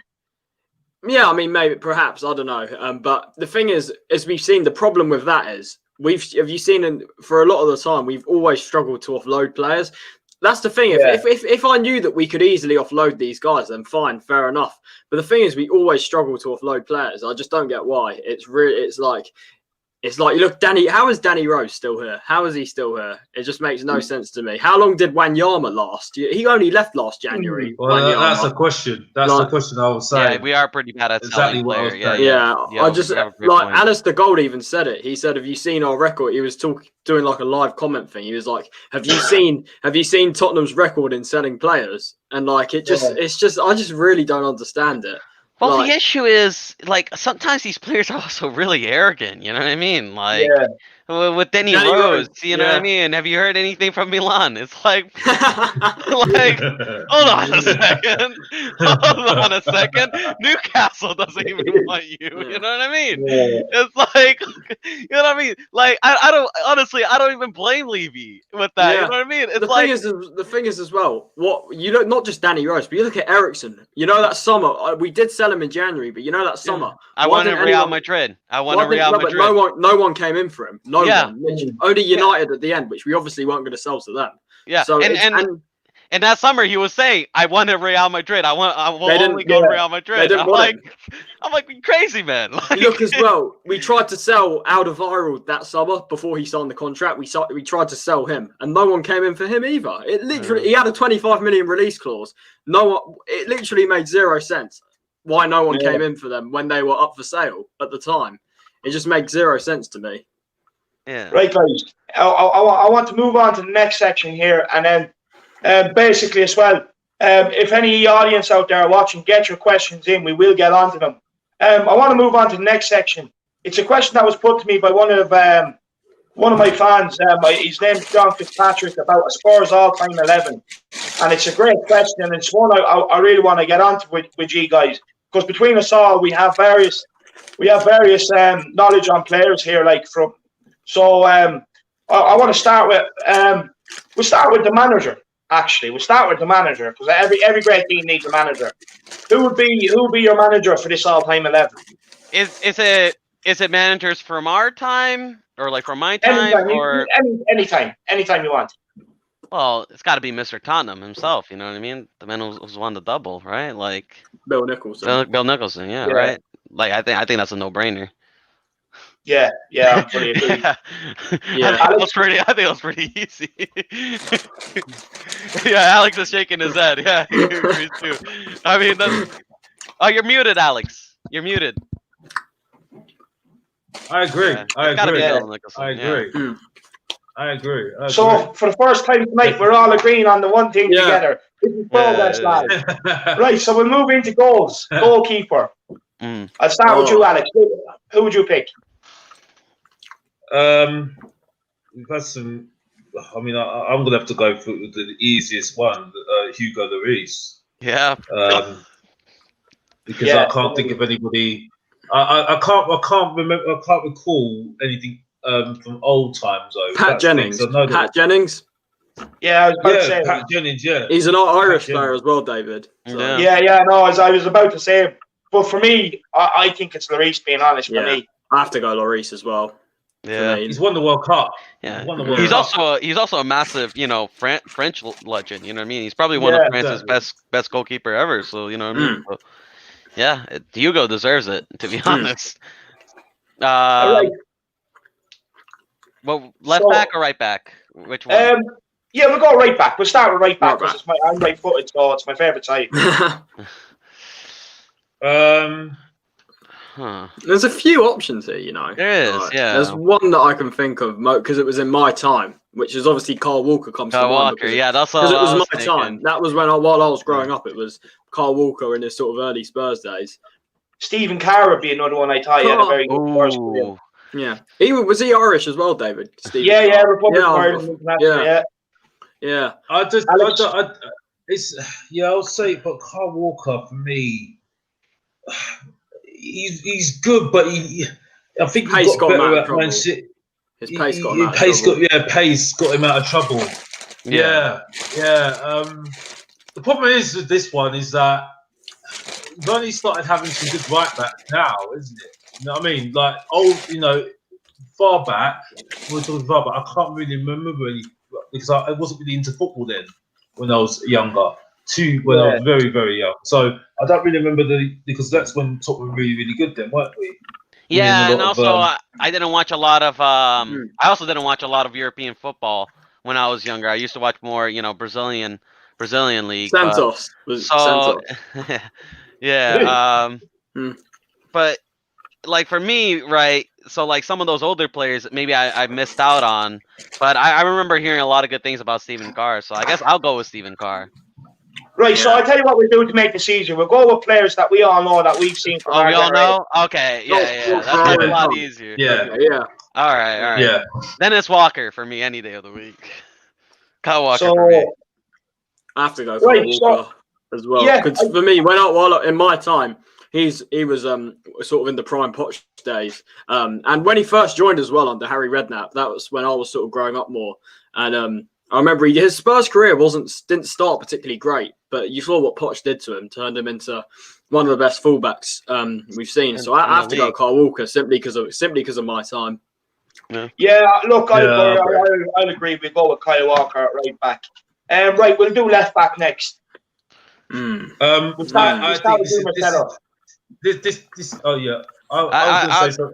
was going to go with Danny Rose. You know what I mean? Back in his day, Danny Rose was a player, man. You know what I mean? Back in his day, Danny Rose was a player. And him and Walker was probably one of the best, fullback duos, you know what I mean? But then unfortunately, he dropped off. But Musa Sissoko played right back once. He played that. I remember he played right back against Brighton that time. Musa Sissoko, bro. You know what I mean? He could be a right back. We're talking about Saliori. Let's put Musa Sissoko there, bro. That Musa Sissoko can play anywhere. The thing is, also at left back, there's another name I'm thinking of, but I don't know if he'd go in all time. I don't know if you guys were Pascal Chimbonda. I'm not. It just popped in my head because I remember watching him a little bit. Nah, I think he was good, but I don't think. Yeah. I mean, I think. What is it? Danny Rose, maybe. For me, it's Danny Rose. But I think there's one that's really personal. This is a sad one, actually. Unfortunately, Justin Edinburgh. Oh. Yeah. Justin Edinburgh. That was one that came up in my head. We'll start coming over. I love Maddie, bro. I love Maddie. Maddie, we gotta you gotta come in sometimes when I'm here, bro. Every time I come in here, come on. Sometimes you gotta come in here. I wanna have a conversation with you as well. Well, he has the link in it, and if you can fit 5 people on, come on, Matty. You're dying to get in. You're putting in the comments. You're dying to get in. Yeah, but as you were saying, I mean, Danny Rose for me is just because he's my generation, but same. Yeah, for me it's Danny Rose, prime Danny Rose. Let me add. Prime Danny Rose was a great player, man. Yeah. You're gonna hate my centre back one. You're gonna hate my centre back one. What? You're gonna really hate it. and I've got my reasons for it. No, don't say it. Don't say his name. Do not say his name. You're gonna really hate me. No. What's he gonna say? I actually don't know what he's gonna say. He's gonna say the name, bro. He's gonna say the name. He's gonna say he who shall not be named, bro. Oh, the betrayer, bro. The man who I know. No. He's talking about the soulless one, bro. Judas. The soulless one, the Judas, bro.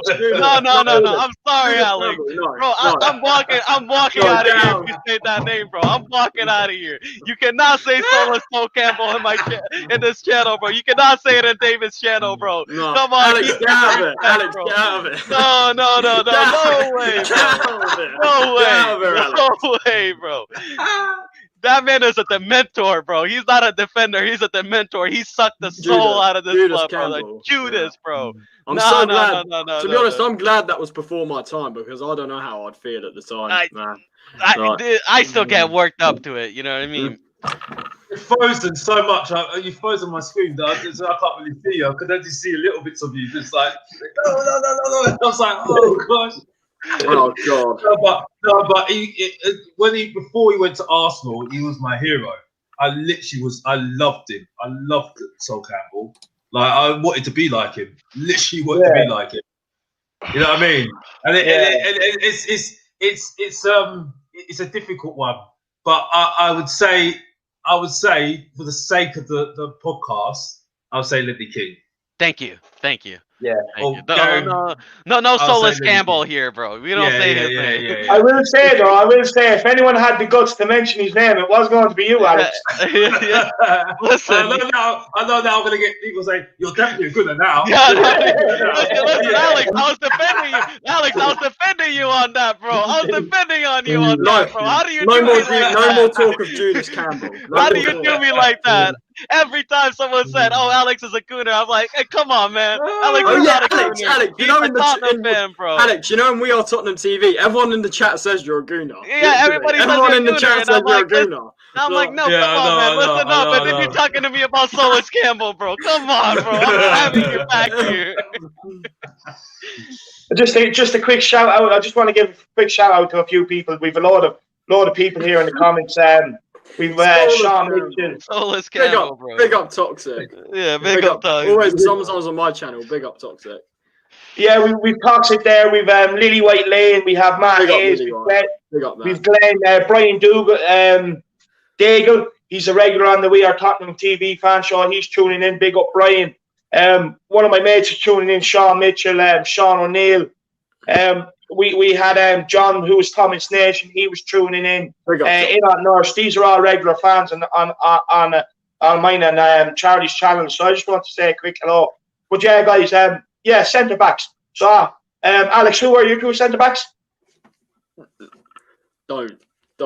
He's muted. Maybe that's a good thing. Muted, Alex. Alex, you're muted. You're muted, bro. Maybe Gary Mabbott. Okay. That was another one.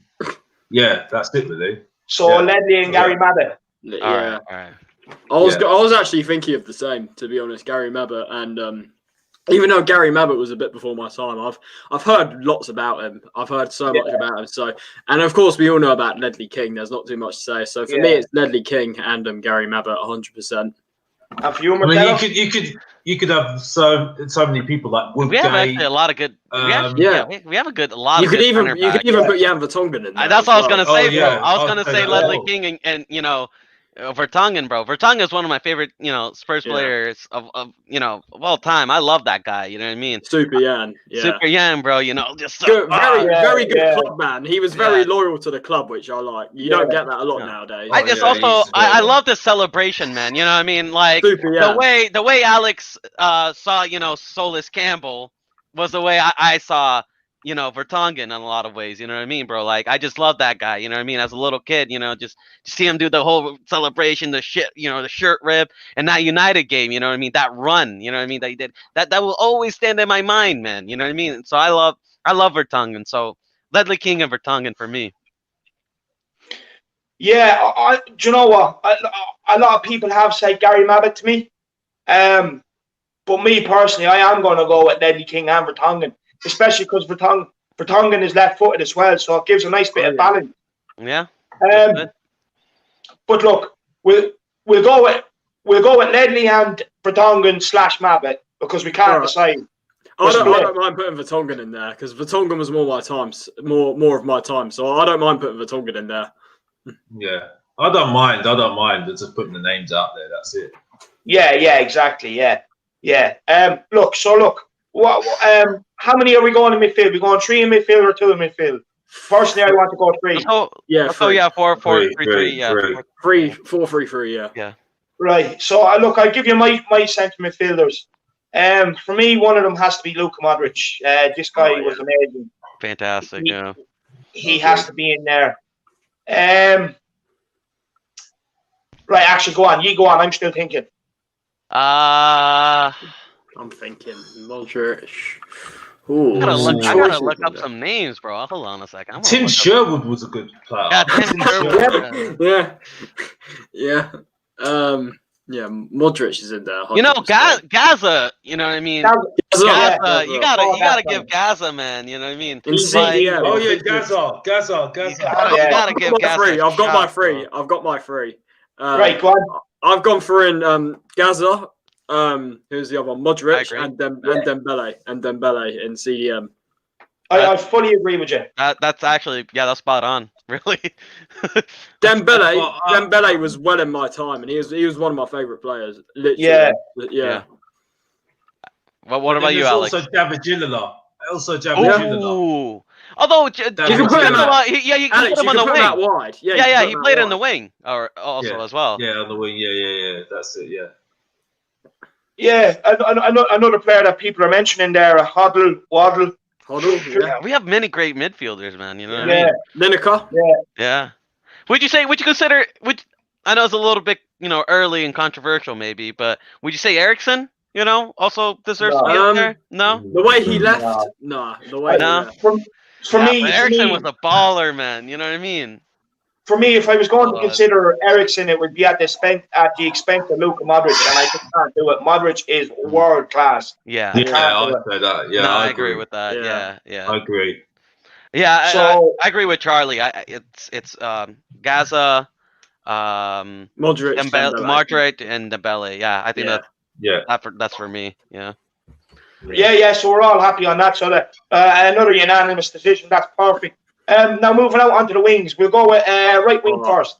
It's going to be interesting. I've got a shout. This is a difficult one. Even though he mostly played in attacking midfield, a lot of attacking midfielders you can stick them on the wing nowadays. I have to include Van der Vaart in here somehow. For me, I'm just going to stick him on the wing. He was more in my time, and he was just an absolute hero for me. Literally, he was an absolute hero. Yeah, for me. Van der Vaart. Literally, I have to put him in here just for my sake, because I was growing up. He was just an idol for me. Literally. This is so difficult. Normally, I would agree with you. But for me, it has to be Gareth Bale. And listen, I'm biased with Gareth Bale. Gareth Bale, he's probably one of my favorite footballers. He's up there of all time. Him and Ronaldo, they're two, my favorite footballers of all time. So I'm a little bit biased, but Van der Vaart I'll put him in there as well. But that's tough, man. But I'm going with Bale. Alex. I don't. This is a really hard one because there's so many players I would say are so good for it. And Gareth Bale's one. Mm-hmm. Who else is there? Van der Vaart's a good one. Yeah. Van der Vaart's a good one. Van der Vaart. Ginola. Yeah, that's my one. Ginola, but he could be left wing. Did he play left wing or right wing? When he didn't play in the attacking midfield. I thought it was a left winger anyway. There was another player as well. I think you could probably put Klinsmann out wide. You can probably get away with that. Oh yeah, Klinsmann. I was thinking of Klinsmann. One as well. I was thinking of Klinsmann to put on my left wing. Sheringham. Ooh. We got a lot of choice for attacking options. So much choice. What about Aaron Lennon? Would you put him in there? No. I'm not sure if he's at the level of the others we've just discussed. No. Aaron Lennon. He was a good player. I loved it. I loved Lennon. I loved him, but he's not that level. No. For me, my pick would definitely be Ginola on that side. Ginola? Yeah, fair enough. Yeah, Ginola, yeah. Or Darren Anderton is another one. Anderton. He got injured a lot. Didn't he? Yeah, that's true. That's the thing. He has so much potential. Huh? Who are you going with on the right? Yeah, you got to pick one. It's so hard. It's so hard because they're all good. They're really good. They were all, yeah. We were sport for choice here. Like. Oh gosh. I've got to put Darren Anderton maybe. Yeah, that's a good shout. That's a good shout. I'm not surprised. I thought he was going to put an Arsenal player. Nah. I thought he was going to put an Arsenal player. Come on. No. Yeah. me personally, I would definitely go with Ginola on that side. Alex, you said you'd go with Darren Anderton. But the two boys have both unanimously voted Van der Vaart, so unfortunately we lose out. I can't disagree. Look, Van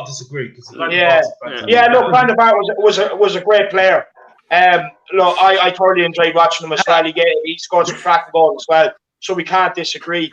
Moving on. I also loved him in the North London derby, man. You know, every time, he always showed up in the derby. Did you see the game with Van der Vaart? Yeah, he literally shushed them so violently. Yeah. You know what I mean? He was like so violently shushing them to their fans. I love that. I love that, man. That got me fired up. Yeah.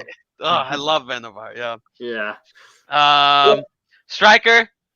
Left wing. Left wing. We'll be a while picking a striker. So. Yeah. You know, left wing. Do you know what?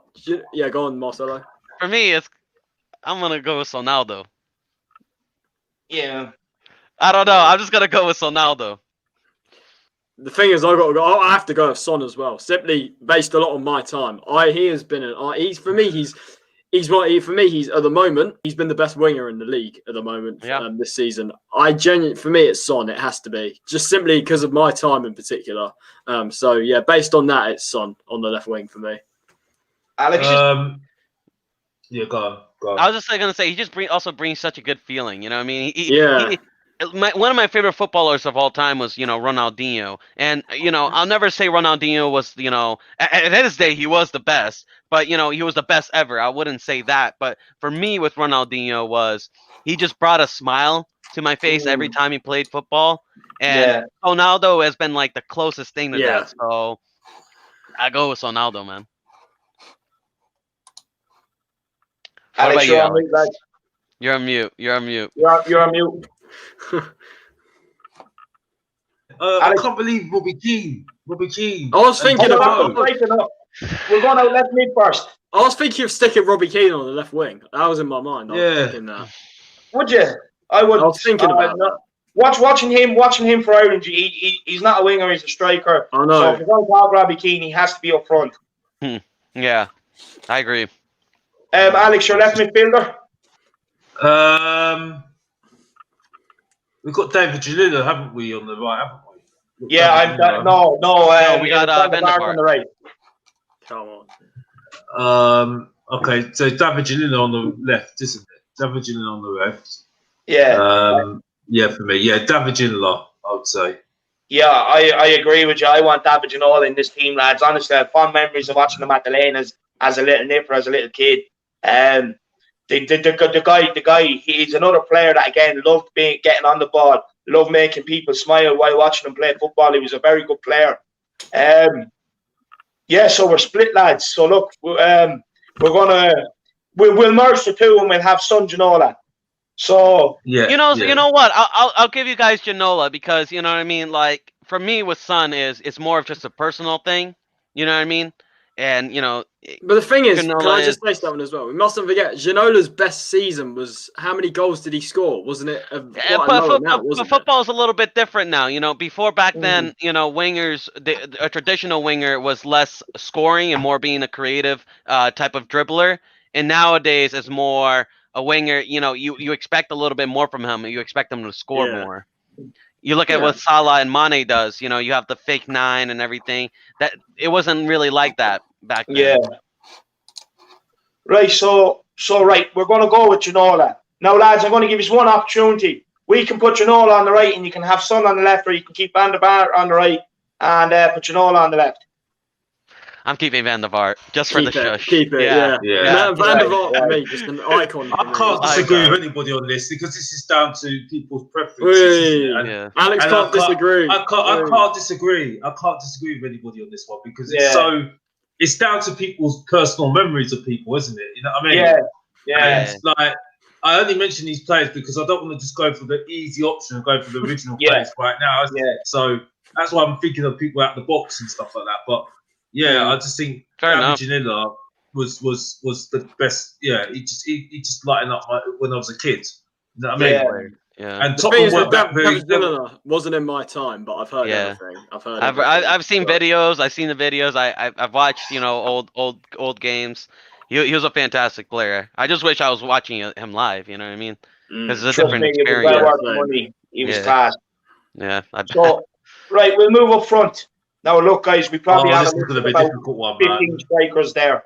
You know what I mean? You have Clive Allen, you have Harry Kane, Robbie Keane, Dimitar Berbatov, Jurgen Klinsmann, Eddie Sheringham, and I feel guilty. The list goes on. Feel free to throw other names out there that you have, lads. Even Defoe. You know, like Defoe, man. You know what I mean? Jermaine Defoe. It's so difficult. Oh, Joseph Dominguez. I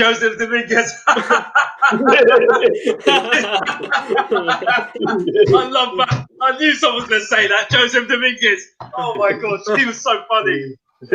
I'll bet anybody says Andy Boo. Anybody says Andy Boo to me, I'll just go mad. Oh my God. Oh my gosh, that was Tottenham. That terrible. Oh my god. You know, for me,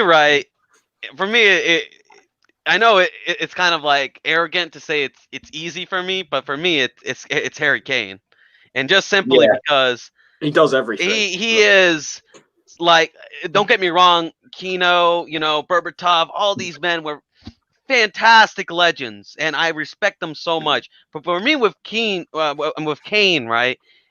He is a one in a lifetime player for me that just comes to your club. He's a unicorn, you know what I mean? You just have that one player that is so special. And Kane is just like he just does, like Charlie said, he just does everything so well, and he's the man that beat Cristiano Ronaldo and Messi and then goal scoring, you know what I mean? Like, come on, man. That, like, you can't say about anything about Kino with that, you know what I mean? Like, I'll do respect. It's like, you can't say that about those guys. Like, Kane is just unbelievable, scoring 40 to like 50 goals a season. It's mind-boggling, man. You know what I mean? So it's Kane for me. Yeah, I fully agree with you. Look, there's so many players. Honestly, like Robbie Keane, probably one of my favorite strikers of all time, especially with the Irish connection. And seeing him doing these little celebrations and everything else. That was my best celebration. I love that celebration. Yeah. That was my favourite celebration ever, I swear. I loved it. It was so good. It was so good. Then, the cartwheel, trademark. It got everyone going. As soon as you scored, it's what everyone wanted to see. I used to try and I used to replicate it when I used to score goals. So, but look as well, you have Klinsmann. This was a guy I love watching up top for Tottenham. Another player I used to see down at the lane. I used to love watching him play. Of course, he's a German legend as well. Do you know what I mean? And then you also have Dimitar Berbatov. This guy was absolutely one of the best first touches. His touch. Best first touch I've ever seen. Best first touch I've ever seen. But absolutely, the thing is, the way he left us, man, like that was painful. Yeah. Listen, I think it's got to be Klinsmann for me. Because firstly, he done it. He was he done it in the national team, and he was actually a genuinely world-class player for me. Okay, and the thing is, though, I think people say a lot about Kane for me, but I think for Kane, yes, he's a very good player, but I don't see him for England doing it constantly. You know what I mean? Yes, he scores penalties. Southgate don't have a clue. Southgate does not. Yeah, but wait, I'm sorry, Alex. My audio. Are you talking about Jimmy Greaves? Klinsmann. Oh, Klinsmann. No, okay, because I was gonna say Greaves is another guy that record goal. Yeah, record goal you gotta also even though we never seen him, you gotta talk about him as well. I thought you were going to say that Jimmy Greaves was in Alex's time. No, it's a good point. It's a good point. Yeah, but I would say. Someone said Everson in the chat. No, Sergio Red Bull. Yeah, now this guy is actually an Arsenal fan, so make sure you get on to him, lads. Style Square is really good. Style Square's got some good ones, man. You know, I've got to give it to him. Big up to him, man. Do you know what it is as well? Do you know what it is as well about Klinsmann? He did it, and maybe Sheringham as well. They did it in sort of a struggling team as well, like in sort of a team around them, which wasn't great, you have to say. So you have to give them huge credit for that. Yeah. For me, though, I'd go with Marcelo. I would go Harry Kane personally. It's a player I've watched his development from his very first goal against Shamrock Rovers now. So for me, it's Kane. What's yours, Charlie? Yeah, I have to go Kane as well. As I said, similar to the Van der Vaart thing, my time and just I saw him from, as you said, the Shamrock Rovers game, and when Tim Sherwood brought him through, yeah, man, it was just fantastic to see a guy who loves the club, a guy who really loves the club, coming up and just being the quality player he is. And for me, this season, he's been the best player in Europe. Literally, like he's been insane this season. So Kane for me. Listen, fellas, I'm sorry to interrupt, but something came up. I do have to go. I love this conversation. Alex, definitely want to talk to you again. Charlie, always awesome to speak to you as always, man. David, thank you for having me, giving me a platform. Come on, you Spurs. I'm sorry that I have to leave so early. But yeah, I'm sorry, David. My friend is, he's in the airport, and I gotta go pick him up. I gotta change as well. It's no problem. Thanks very much, Marcelo, for your time. You're right. I love having on the channel, and you're welcome on anytime. So, all right. Thanks very much for giving up your time, man. Let's go smash them Sooners. Come on, you Spurs. Come on, you Spurs. Yes, lads. I almost feel bad about picking an all-time 11. I almost feel guilty here. But look, it's a question a fan wanted, so we done it for him, and I thought it was a great question because I put it to a couple of people, and even they couldn't even pick an 11. That they were missing so many players out. So, look, I know a lot of people are going to be straight in underneath the comments putting in, oh, you didn't say this player, that player, but it's from what we've seen from our generation. It's so difficult to pick. Yeah, everyone's gonna have an issue with it anyway. Everyone's gonna have an issue. It's like scoring players after a match. Everyone's got different opinions on one player. You know what I mean? On players. Yeah. So, for me, it's just down to people's preferences again. So I mean, you know what I mean? Like, for me, people are worried about Kane leaving Tottenham. Yeah, right. They'll say, "Oh, he's going to leave Tottenham. He's going to leave Tottenham." I'm not scared because I don't see him leaving the Premier League. Also, no one can afford him. No one can afford him. Who's gonna pay? No one can afford him. No one. And also, you have to look at his circumstances. He's got a family, so he's not going to leave the country. He's going to stay here. You know what I mean? Like the player I'm more worried about leaving because I think he'll go is Son, because he's got a good big following. He's got a big following. I'm not worried about Son. Go on. He's about to sign a new contract as well. It's looking like. Yeah, but I think the problem is that I think Real Madrid and Barcelona will look at him and think that's a good investment. But they can't afford it. Barcelona are skint. Real Madrid are also skint as well. Do you see Barcelona? The problems there. They're having huge problems with COVID. And Madrid, they don't really sign sort of big players anymore. If you look at it, they've sort of changed their strategy. They look at sort of young Brazilian players out in South America and stuff. So I can't see Son leaving. I'll be completely honest. He loves the club too much to go. I really do think Son. He's definitely become attached to the club. So I'm not worried about Son at all. Not at all. I'm not worried. Something I just want to do, because we do have an Arsenal fan here who thinks he's funny putting in the likes of Helder, Postiga, Roberto, Soldado, Sergio. So let's actually start taking the mickey out of their worst strikers. Francis Jeffers comes to mind. Oh, yeah. He was terrible. Chelsea have just scored. Bloody unbelievable against Leeds. Oh, yeah. 2-1 now. Oh. Well, we've got a Chelsea fans going on now, isn't it? Bloody hell. What we'll do is we'll wrap this up shortly, but I just want to basically, what's your opinions on tomorrow's game? Are you up for it? Are you excited? I'm up for it because we've got loads of fans, 2,000 fans coming up soon. You know what I mean? So I'm buzzing for it. You know what I mean? Let's hopefully we can give a good performance, and we can win the game.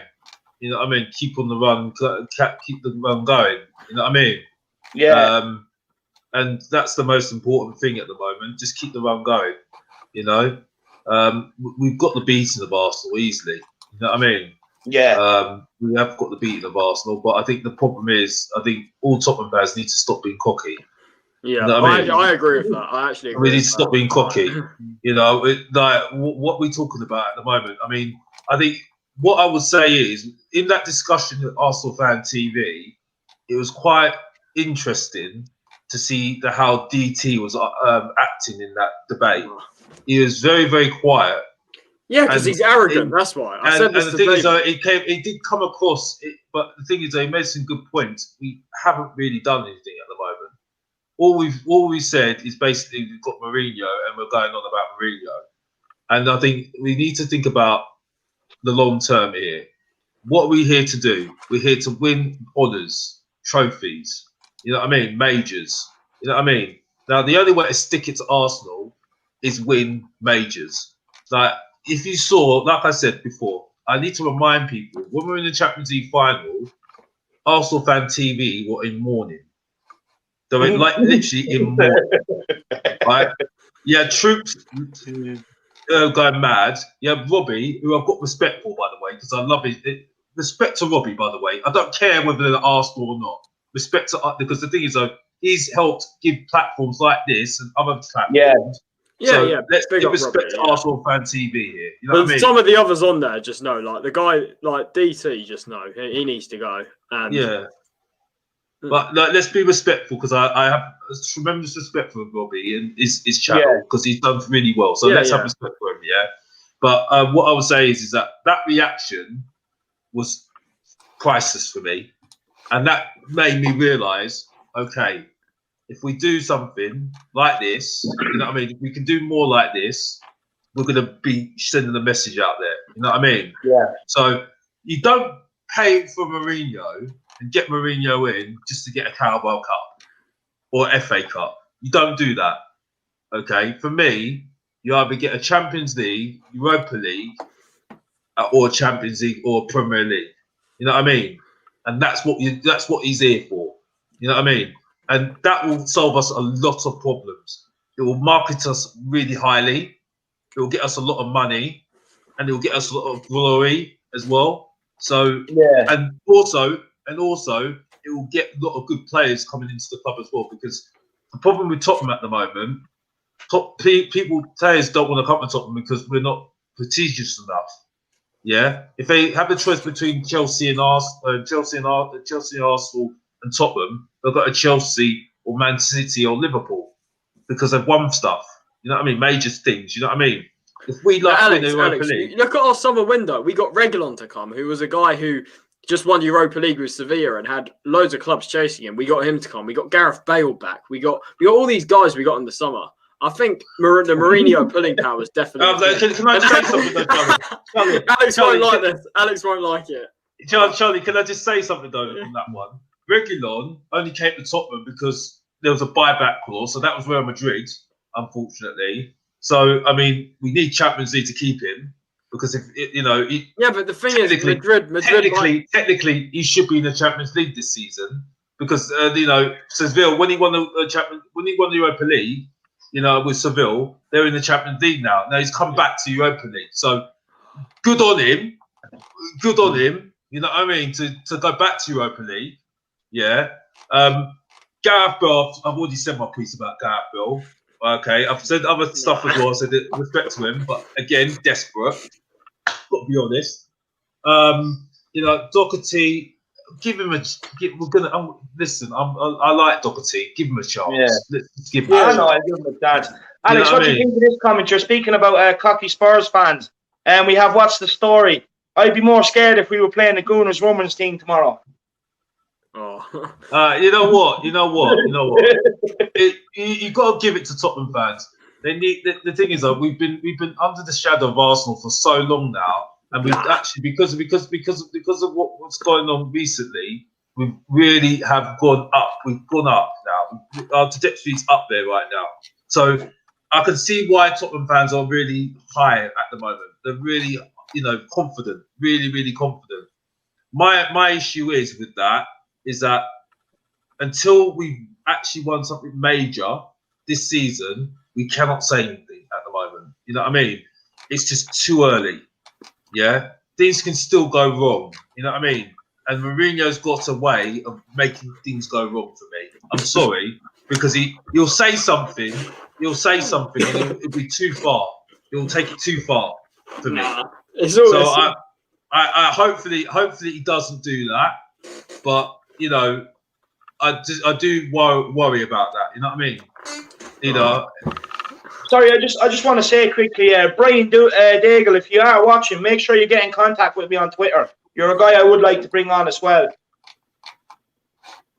You know him, Alex. He's on the We Are Tottenham TV. Right. He won Which one? Which one's Brian?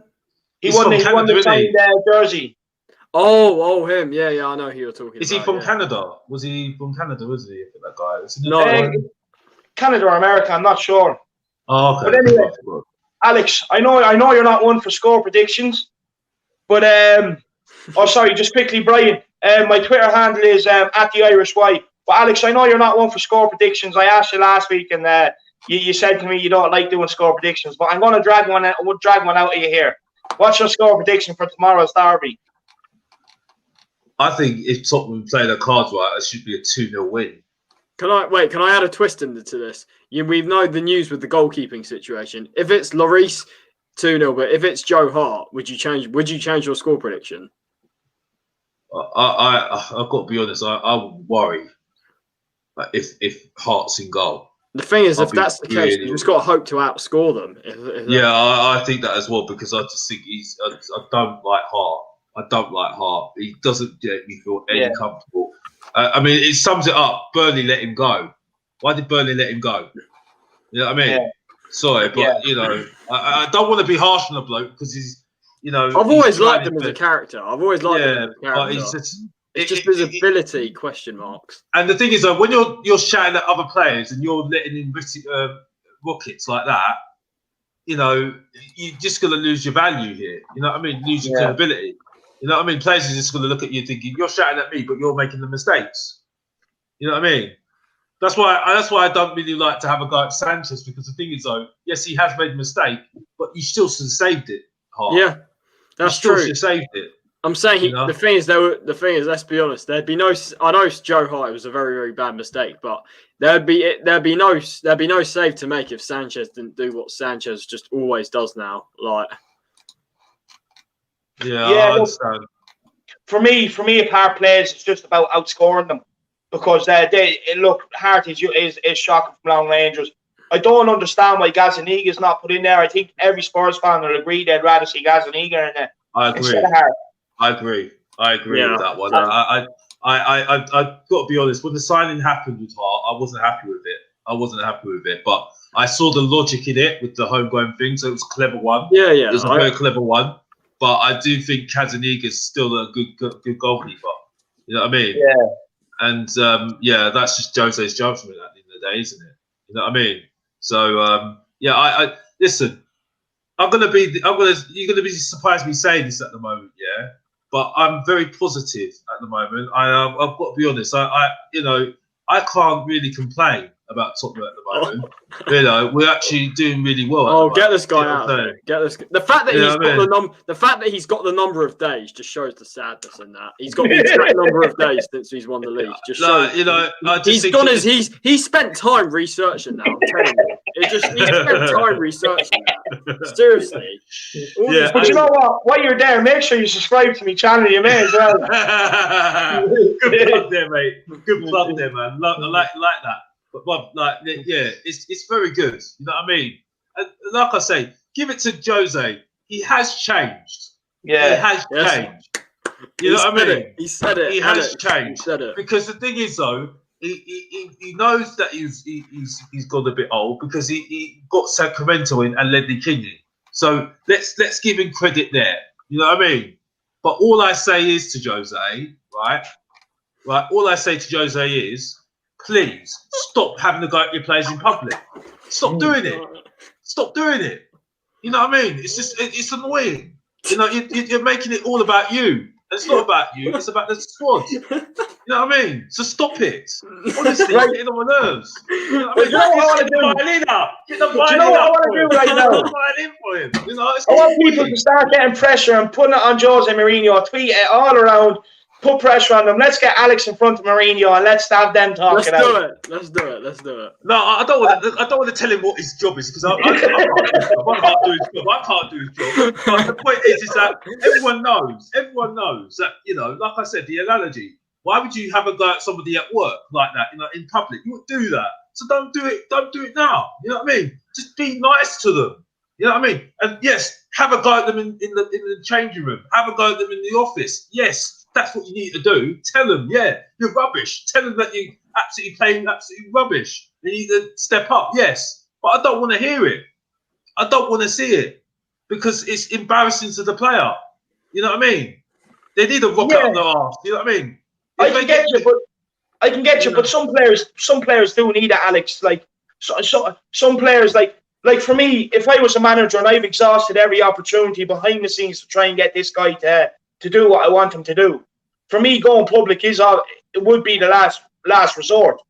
But look, some players need it. Unfortunately, some players thrive off that, and I think when Mourinho is doing it, maybe he's trying to see what the reaction is by doing that because he's exhausted everything behind the scenes. Well, I just think that it's not the way to go forward for me. I don't think Levy likes it. And I don't think the Spurs officials like it either. You know what I mean? Because I don't think they appreciate them talking about their investments like that. You know what I mean? You know, when Levy makes an investment, he's making an investment for a reason. You know what I mean? Yeah. He really does care about the club. Yeah, yes, he does. He does annoy me a lot, but when he makes an investment, he wants a return on it. You know what I mean? And I think that's where there might be an issue with Jose and him. But again, as I say, I mean, Levy knew what he was getting. You know what I mean? He wanted him. He's wanted him for a long time. So I think he will get the backing. One thing I will agree with, and what Marcelo said, and I think what Charlie said as well, he's getting the backing because he knows that he needs to give him the backing. You know, this is on him at the moment. This is on Levy. If it doesn't work out for him, it's not going to be Jose's fault on this one. It's going to be squarely at Daniel Levy. You know what I mean? Do you know what it is as well? Like I said as soon as we brought in Mourinho, you have to back him, otherwise it's not going to work. Like that's what I've always said, and I was really worried that Levy wasn't going to, but luckily he has. And look, it's what the squad needed. We needed a huge refresh, and I've even before the summer window, I've always been a massive critic of Levy, but he really did get it right in the summer. He gave Jose what he wants. Yeah. And if you back Jose, you're gonna get rewards. And I think with Levy, I've always given him massive criticism in the past for not investing. And the thing is, I still stick by what I say about Joe Lewis, the owner of this club. He's been here for like him and Levy. Levy's involved with the club and stuff, but what does Joe Lewis do? Nothing. He hasn't invested. I've invested more into Tottenham than what Joe Lewis has. You have as well. Like that's the thing is Joe Lewis, and like what I worry about. I know it's not going to happen. Like it's pretty obviously it's not certain not to happen, but it's really really slim that it will happen. If we went into like some financial disaster, would Joe Lewis really come in and help and cover the costs? Would you? No. I don't know. That's the thing. No. That's what I think Charlie with this one, he's not there to do that. You see what I'm saying? I think because this question's been asked to Alistair Gold a lot of the time about Joe Lewis. Yeah. And he's just said this. He's not there to do that at all. You know what I mean? It's frustrating. It's frustrating for us at the moment. It's really frustrating to hear that because when you see what's happened with Chelsea's investors, Manchester City's investors, I think what's going to happen is that he's going to try and get his investment from the stadium and try and find a major buyer to buy the club off. You know what I mean? So he can get his investment back. You know, I don't think it's about Joe Lewis is not there. He's like a silent partner. If you he is. Really. Yeah, he's not someone that's got riches and he's just going to put his money in. He's not going to do that. So I think that's what Tottenham fans need to have, that reality check. What I was saying as well is that if in a very, very unlikely scenario that we went into like financial disaster, would Joe Lewis actually put any money in to help cover costs? Would he do that? So. I don't think so, because the thing is, though, that's why this is why Tottenham are very clear to Tottenham fans. We're not going to do this thing. We're not going to spend loads of money. Yeah. The main thing is that we need to get the investment back from the stadium. You see what I'm saying? Yeah. That's where there's a lot of money put into that. Yeah. Especially with the American football, and this is where fans need to get back into the stadium very, very quickly. Are you looking forward to seeing the game with fans tomorrow? Yeah. But we need more fans. We need more fans, though. Yeah. It's not enough. 2,000. It's not enough, because Tottenham could lose. From what Alistair Gold said, I mean, this is an estimate, because I'm not going to quote it, because he might, he's not absolutely golden. But if Tottenham don't have fans in that stadium for the whole season, they might lose up to £100,000, from what I've heard. This is rumours, by the way. This is not golden. This is just rumours. So don't have a go at me in the comments, because I don't want to put things out there. You know what I mean? That's not true. But this is what I'm hearing at the moment. Alex, the thing is, you say people having a go at you in the comments. I'll be honest, it happens a lot on We Are Tottenham TV. I'll be completely honest with you. Like, you get everyone saying, "Oh, he's a gooner," like all the time. Every comment whenever you're on, it's just always, "You're a gooner," literally. No, I know. One thing I will say though, Alex, on my channel, you seem to get very positive comments, especially in the comment section underneath the videos. No, I will give you that. To be honest with you, I wouldn't really be paying any attention to the comments. You come on, you have your opinion, and that's that. And do you know what I mean? Like you don't have the same opinion as everyone else, so you could easily shy away from doing it, and you don't. So I want to give you respect for that. I really do, because it wasn't saying about that. So sorry if I interrupt you. It wasn't just that, because I'm trying to say about their finances. I'm just putting a estimate of what. As the goal said, you know what I mean? Because I have to be really politically correct on that sort of statement. You know what I mean? So that's why I'm saying that. That's why I'm saying don't out me if it's not correct or not. You know what I mean? What I say in that sense. You know what I mean? Yeah, I totally agree with you. I get what I get on Alice. We are Tottenham TV, but I enjoy talking to fans. You know what I mean? I enjoy talking to Sim and Ben. You know what I mean? I actually enjoyed talking to the other guy. I love the two lads. They've been very good to me. I just want to say that they've been amazing to me. Yeah, I absolutely love them. Absolutely love it. And it's great, but I do want to be back in the stadium. And 100%. If it can help the club, develop further, because I do not want Tottenham to go under. I do not want to go under because of this situation we're in at the moment. You know what I mean? So I really do not want that to happen. But it doesn't look good if we don't have fans in that stadium. I just hope, and I'm talking to Tottenham fans who are going to the stadium tomorrow, behave yourselves. Yeah? Sing, get songs going. But behave yourselves though. Don't do anything stupid to stop people. Then we have a problem that we don't allow fans in there. Just behave yourselves. Yeah, to take responsibility for yourselves, because we really do need us to, increase the amount of fans in that stadium. You know what I mean? And just give the government confidence to increase more people to come into the stadium.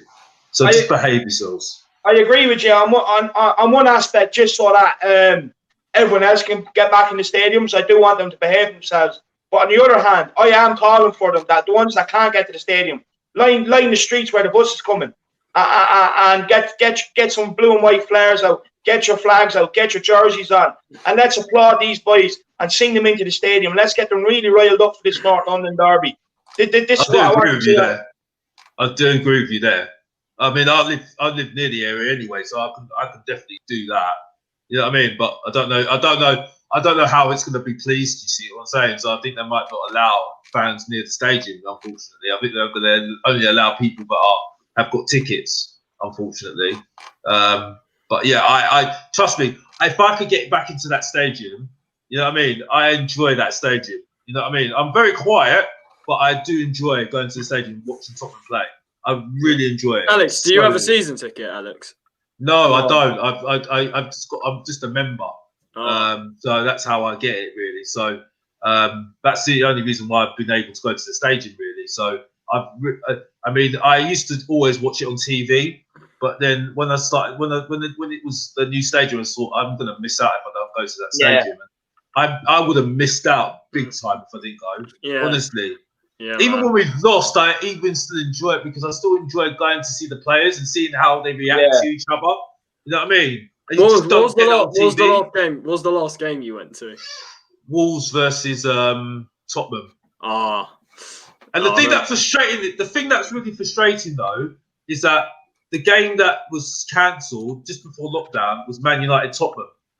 I was so frustrated with that one. So frustrated. Well, were you gonna go? Yeah, I was going. I had the ticket and everything. To be honest, I think as overall as a club, for us, lockdown came at the right time because I guarantee you, because of the injuries and stuff, I guarantee you, if the season finished normally, we would have come like 12th or something, or 11th, like 10th or something like that, because we had no fit players, literally. So for us, lockdown came at the right time, and we luckily had a strong end to the season. And this guy, listen, mate, I am. So it's an irrelevant question. Like, it's just these typical gooners. Just why you want a Spurs stream? Why you want a Spurs stream? Yeah, look, what I say to them gooners is they're not even from North London. You know what I mean? Get back over yourself. I'm sick of you. What's going to happen tomorrow? We're going to spank you all around it. We're going to show you who the real boss of North London is, and we're going to send you back to South London with the tail between your legs. I'm sick of these guys. Roll on tomorrow. Let's do these. Yeah, we have to beat them, man. I love nothing more than beating them lot. It's Dave, you need to go on the channel with expressions, right? And then you lot would have some of these Chelsea fans for breakfast, man. Bloody hell! Trust me right now. Honestly, you two need to be together, man. You need to get you two on and just have them for breakfast, man. Honestly. I'd love to get Expressions on, or I'd love to go on Expressions channel. Like, unfortunately, he doesn't even know who I am. Like, I'm like a girl. I'm like a girl in the club. I'm trying to get his attention, and he's just not giving me any. But look, we put enough pressure on him. Look, I'm loud enough, so he will definitely know who I am shortly. But look, guys, we're going to end it here because unfortunately, I still have to have my dinner. I've been a very busy boy today, so my stomach's starting to rumble. So look, we'll end it here. But before we go, lads, have you anything you want to say to anybody out there? Just hopefully Leeds get one. Now, 5 minutes to go. Hopefully Leeds get one because it will help us if Chelsea don't win. Just come on, you Spurs. Come on, you Spurs. You know. Let's see a good victory tomorrow. And let's all have just keep supporting them. You know what I mean, and just keep going. You know what I mean?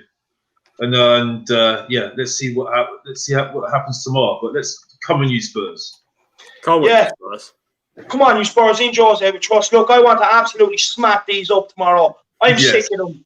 Do you know what I mean? I want to send them back to South London. I want to see them crying. I'm going to get off here TV tomorrow night. I'm going to put it on because it's going to be a comedy show. They're all going to go into meltdown. It's going to be perfect. You have shite players at their club like Hector Bellend, Kieran Tiny. You have Sideshow Bob.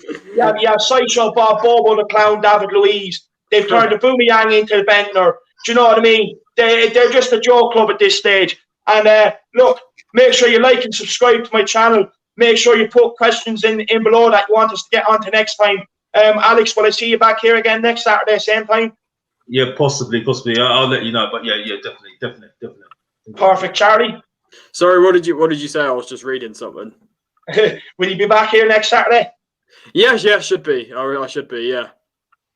Yeah, that's perfect. So come on, you Spurs, in Jose, we trust. Let's smack the scum. Come on, you Spurs. Yeah, let's do it, man. Let's do it.